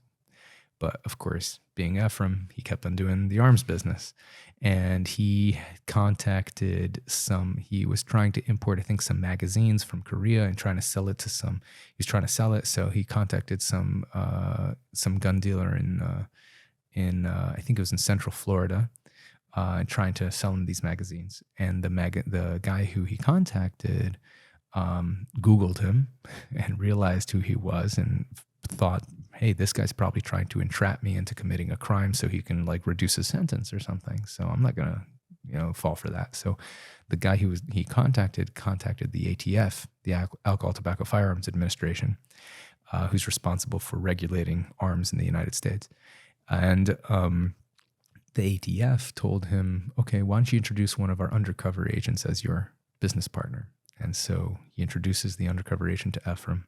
Undercover agent tells Efraim, hey, we got to do this deal in person. I got to shake your hand and look you in the eye, so to make sure that, you're a guy I want to do business with. So Ephraim's like, sure, I'll drive up to Orlando and we'll meet and do this business. And he wasn't allowed to leave South Florida. That was also part of his plea agreement. So he drives to Orlando. He meets the undercover ATF agent. ATF agent goes to him, hey, I just bought this new HK handgun. It's the latest one on the market. He knew Efraim was a gun nut. So Efraim he's like, you want to see it? And Ephraim's like, yeah, let me see that thing. Oh, I've heard about this. I wanted to shoot this thing. I heard it was super cool. He picks it up. He's like, let's go to the gun range and fire off a few rounds. And then the ATF agent slaps cuffs on him and he's like, you're under arrest. You're a felon in possession of a firearm. So it's illegal. What a way to go down. It's illegal because he had already pled guilty to the fraud charge. He was officially a felon, and it's illegal in the United States for someone convicted of a felony to have a firearm, to be in possession of a firearm. And because he had picked up that gun that the undercover agent gave him, he was now officially a felon in possession of a firearm, which you can get up to 10 years in prison for. So he could have gotten 10 years for that, and he could have gotten another 5 years for the fraud charge. So he could have gotten 15 years total, but he hired the best lawyers in Miami and paid them millions of dollars, and managed to get his sentence reduced to 4 years. And so he did 4 years. And how did you feel going through all of this? Oh, I'm sorry. There's one last thing I have to say about that story. I forgot the best line in the story. Right before he picks up the gun, and right before the agent slapped the cuffs on him, he's like, "What can I say?" He tells the undercover agent, "Once a gun runner, always a gun runner."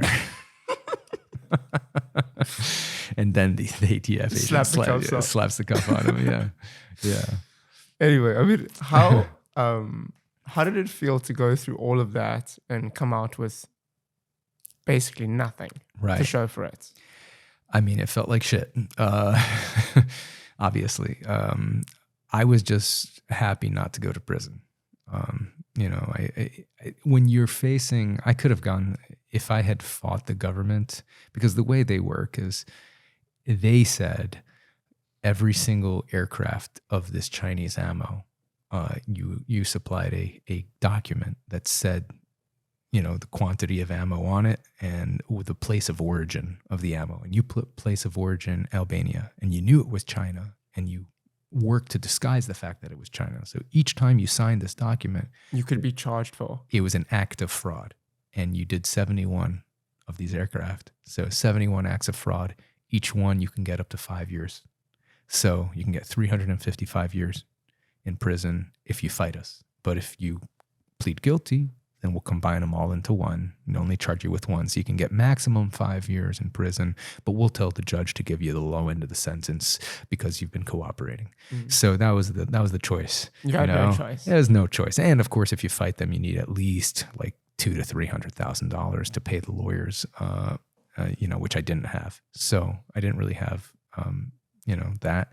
And I had to plead guilty. But when you're facing possibly the rest of your life in prison, it kind of clarifies your priorities a little bit. And it's not so bad, yeah. Yeah, I realized, all the money in the world is not worth this. The freedom, yeah. Yeah. And when it comes to the movie, when did you find out that they were going to make a movie in your life? Right.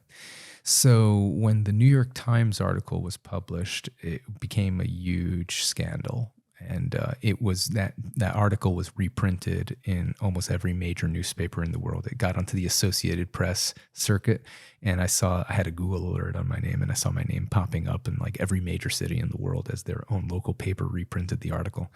And so it became worldwide news. Congress wanted us to testify in Congress about it, and eventually they decided not to have us testify because our lawyers told them we'd just plead the fifth the whole time. And right to remain silent and all that. So they decided not to have us testify, but it was like for a week, it was worldwide news. And so during that time, Rolling Stone contacted me, and the writer from Rolling Stone, Guy Lawson, and he told me, he's like, hey, this story is perfect for Rolling Stone. Rolling Stone loves these kind of stories. As my editor says, Rolling Stone's stories are about young people doing fucked up things, and that's you guys. So I'd love to write about this. And I told him, look, my lawyer told me I can't talk to journalists. And he's like, well, let me talk to your lawyer. So he talked to my lawyer, and my lawyer said, look, you can interview him, but you can't publish anything until he's past his period of legal jeopardy, and no matter how long that takes. And so the journalist said, okay, fine, no problem. I can agree to that. And so he interviewed me, he interviewed Alex, he interviewed Efraim a couple times before Efraim decided he, didn't want to cooperate. He had to wait a good 3 years before publishing that article, because that's crazy. Yeah, because New York Times published their article in March 2008, and it took 3 years for all the legal stuff to work out, because Ralph fought it in court. He decided not to plead guilty, so they had to have a trial, and that stretched things out. They wanted us to testify in his trial, and so there was a huge long preparation time. Then his first trial was a hung jury, and so they had to do the trial again. So eventually it was 3 years after everything was done. And then Rolling Stone published their article, and that became a very popular article. It was one of the longest articles they've published. And the director of the Hangover movies, Todd Phillips, saw the article, and he was like, this is an amazing story. This is right up my alley. I could make a great movie about this. And so he optioned the rights from the Rolling Stone writer, Guy Lawson, and he bought my life rights, what they call life rights, right? He didn't have to legally pay me anything, but because in the way it works in the United States, because of freedom of speech, if your name appears in an article somewhere, someone could make a work of fiction based on using your real name, because you're now officially in the public domain. So, and they don't have to pay you a thing, and they could say anything they want about you, right? It's not like in the UK, they have much stronger libel laws, so if you say something bad about someone, you can get sued.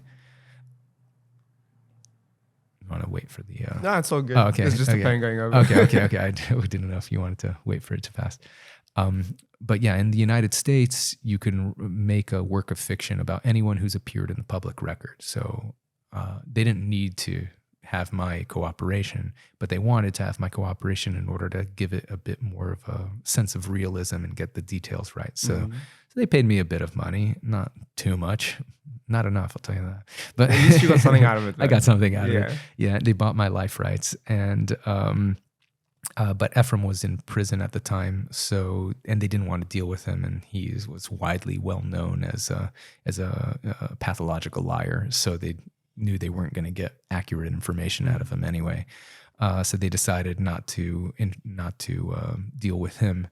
And at the time, Todd was in the middle of filming Hangover 2, and then they decided, you know what, we're going to do Hangover 3 because that's a sure moneymaker. And so the movie got pushed off until 2015. That's when they started filming War Dogs, and it got released in 2016. And did you get to work with any of the actors on set? Yeah, so they had me do a cameo in the movie. In like the first 5 minutes, there's a scene where Miles Teller, who's playing me, is trying to sell bed sheets to someone in a assisted care facility, and in that scene there is a musician playing guitar and singing a song for the people, for the old folks in the facility. And so that musician is me. Yeah, I didn't notice it the first time. Yeah. I watched it, obviously, because I didn't know who you were. But after I had spoken to you, I rewatched the movie.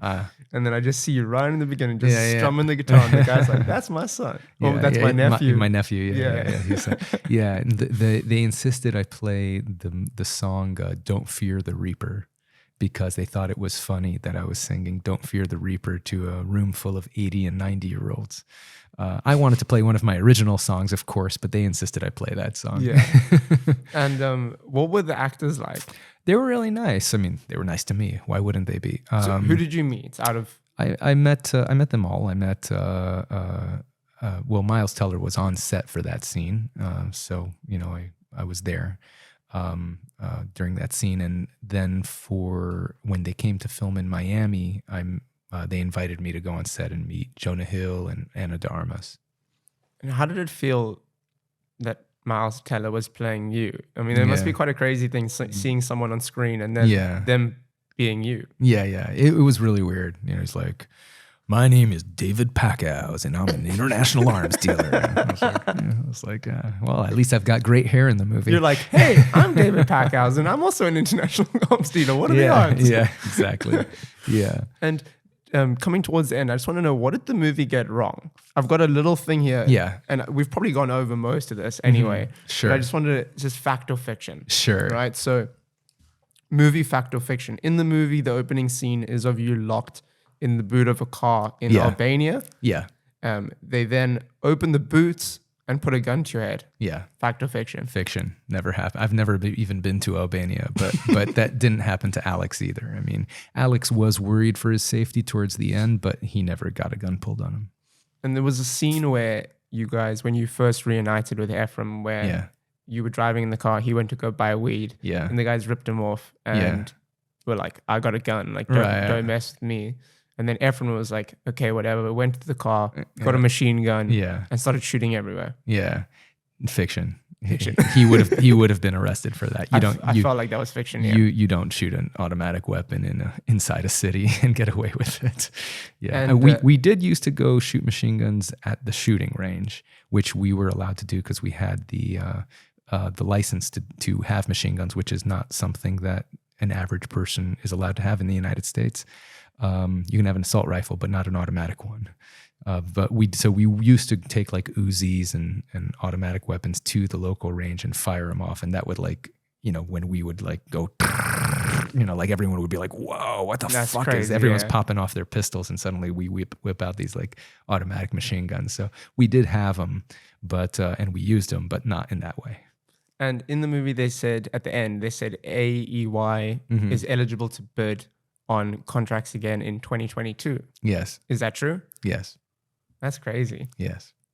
So is the company back in business or? I don't think so. I think he shut it down, but he himself and me, we're allowed to, as far as I know, we're allowed to do business with the federal government again. Yeah. And then the last one was just at the end of the movie, Henry gave you the box of money. Right. Which didn't happen yet. Never happened. I wish it did.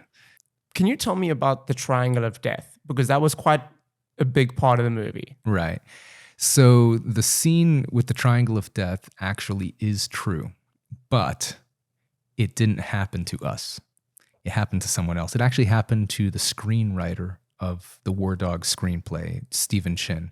Before he was writing screenplays, he was a journalist and he wanted to write about the war in Iraq in 2003. And of course, after the invasion, there were no flights going into Iraq. So he flew into Jordan and hired a Jordanian driver to drive him across the border into Iraq to Baghdad. And while he was being driven there, he got shot at by insurgents and barely escaped with his life and got saved by the U.S. Army, just like in the film. So that actually did happen, but it happened to him. And the director, Todd Phillips, while Stephen was writing the script, he was like, we need a little bit more action in this movie. Why don't you put in your story in there? So that's how the whole Triangle of Death thing happened. The Beretta deal was a real deal. The Beretta deal from the movie. Yes, the Beretta deal was the deal that we were supposedly driving through the Triangle of Death for to deliver these handguns, these Beretta handguns. The Beretta deal did happen in real life, but we actually failed to deliver it. So you defaulted on it? We defaulted. That was one of the few contracts we defaulted on. Yes. I don't know if I've asked this, but what was the craziest thing that happened to you during this whole time period? Something that happened that you were just like, that is wild. I would say that for me, the craziest thing that happened was we had a 747 cargo plane filled with ammunition that was heading to Afghanistan, and it stopped in Kyrgyzstan, which is the country next door to Afghanistan, to refuel. And then they told us that they weren't going to allow our aircraft to leave because we didn't have the correct paperwork. And we knew we did have the correct paperwork because the airline would not have taken off without all the correct paperwork. So we were wondering, like, why are they saying this? And then they told us they were going to charge us a fee of $300,000 a day while our aircraft was on the runway, because we didn't have the correct paperwork. And we're like, are we getting is there getting a shakedown here by the mafia? What's going on? And so we contacted the defense attaché in Kyrgyzstan. Defense attaché is a military officer who works out of the State Department, out of the embassy in a country, and usually, his job is to coordinate military affairs with that country. And so we're like, hey, we have a contract with the U.S. Army, and our aircraft is being held in the Kyrgyzstani airport. What's going on? And he called them up, and he's like, this is so weird. They're not returning my phone calls. They're usually very good at returning my phone calls. They're not returning my phone calls. I wonder why. And they just they just wouldn't let the aircraft leave for like a few weeks. And eventually we had to have, they got like bumped up the chain of command.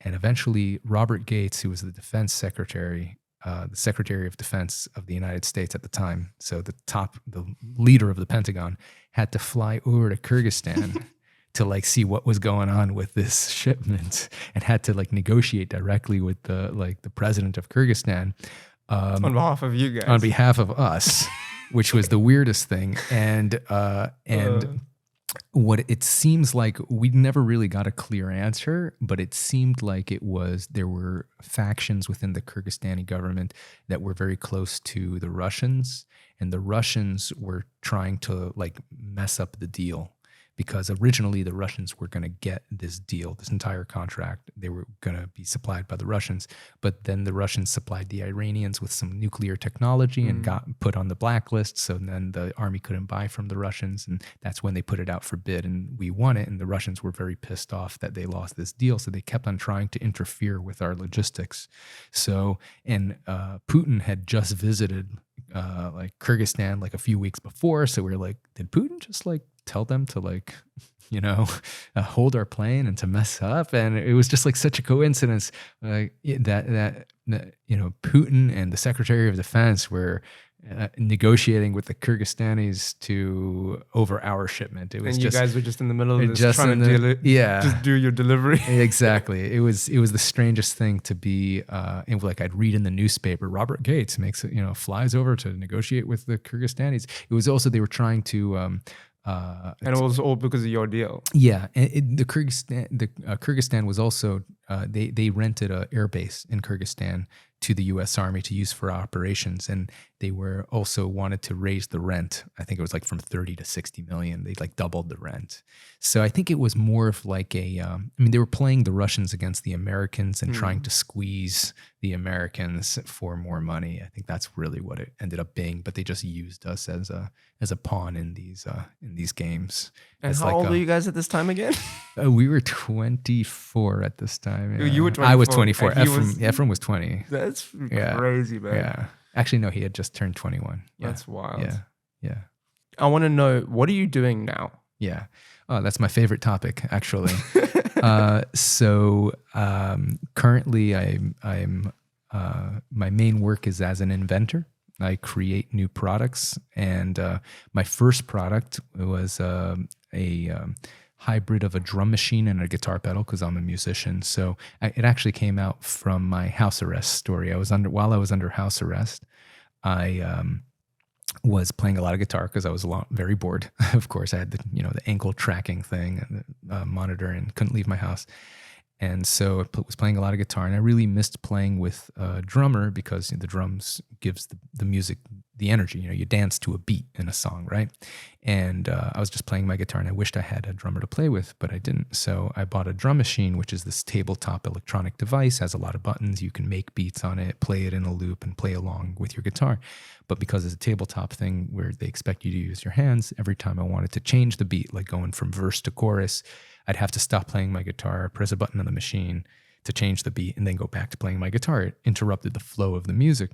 So I thought, I really wish I had like a hands-free drum machine, like a drum machine inside a pedal that I could just hit with my foot so I don't have to stop playing my guitar. Went online to try to buy it because I was sure someone made something like this and couldn't find it. Couldn't find anything. And all my musician friends were like, I would love to have that too, but I've never seen anything like it. So it took me 3 years, but eventually I developed it. It's called the Beat Buddy, like your buddy that plays the beat. Let's check it out, yeah. And this is my baby right here. And when you press it, he dropped it earlier, yes, like as we started the podcast, and it went flying, and it's in perfect condition. Yeah. So this thing's built like a tank. It's made out of metal. It's made for stomping on and for being on the road.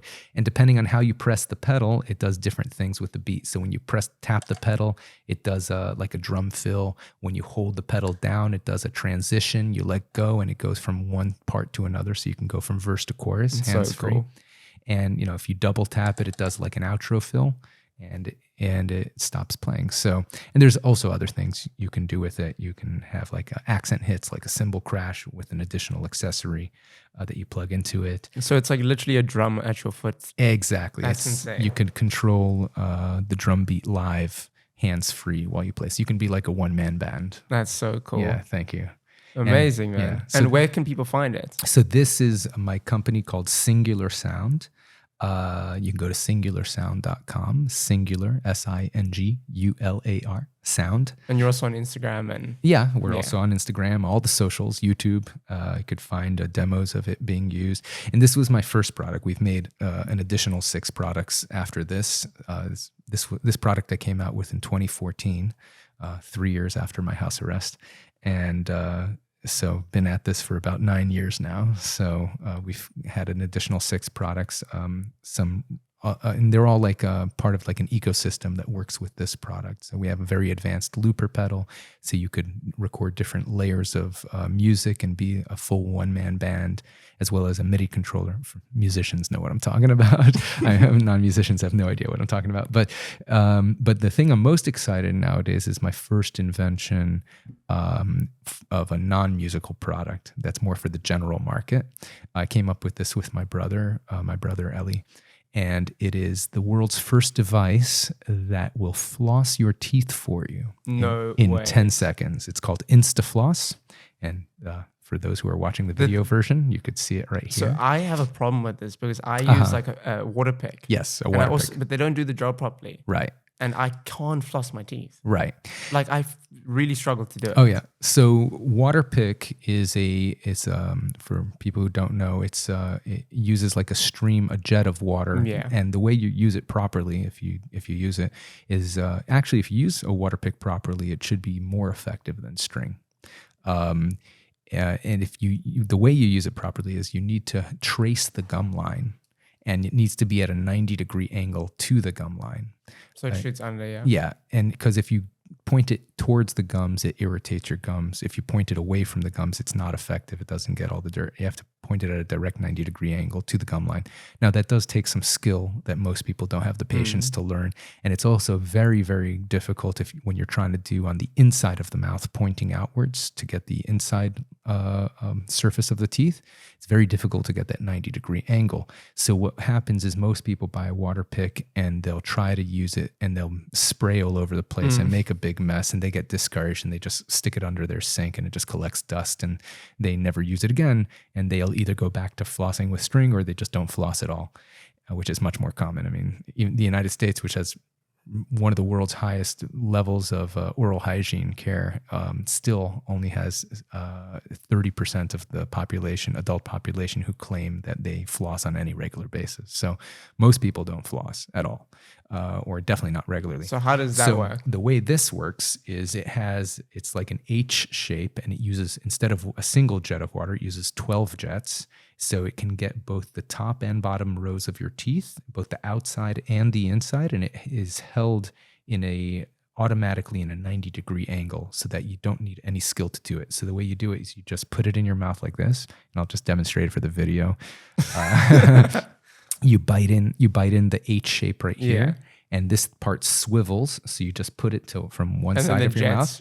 Go everywhere. Exactly. The jets hit. That's actually crazy. The top, cool. the bottom, and the outside and the inside. So you just go like this.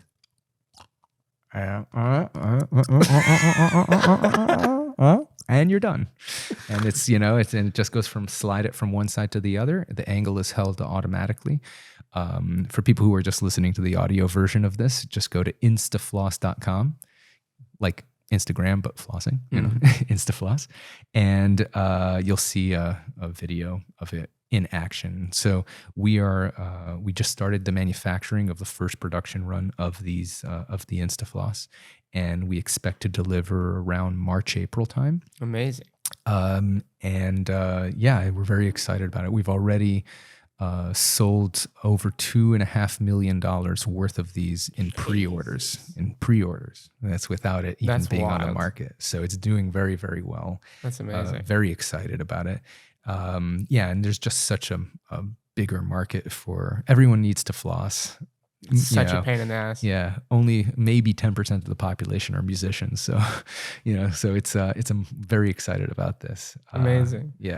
Well, thank you for sharing your story with me. Yeah. It was so interesting. And My when pleasure. I watched the movie all those years ago, Yeah. I would never have thought I'd be sitting here with you. So it's really cool. Well, thank you.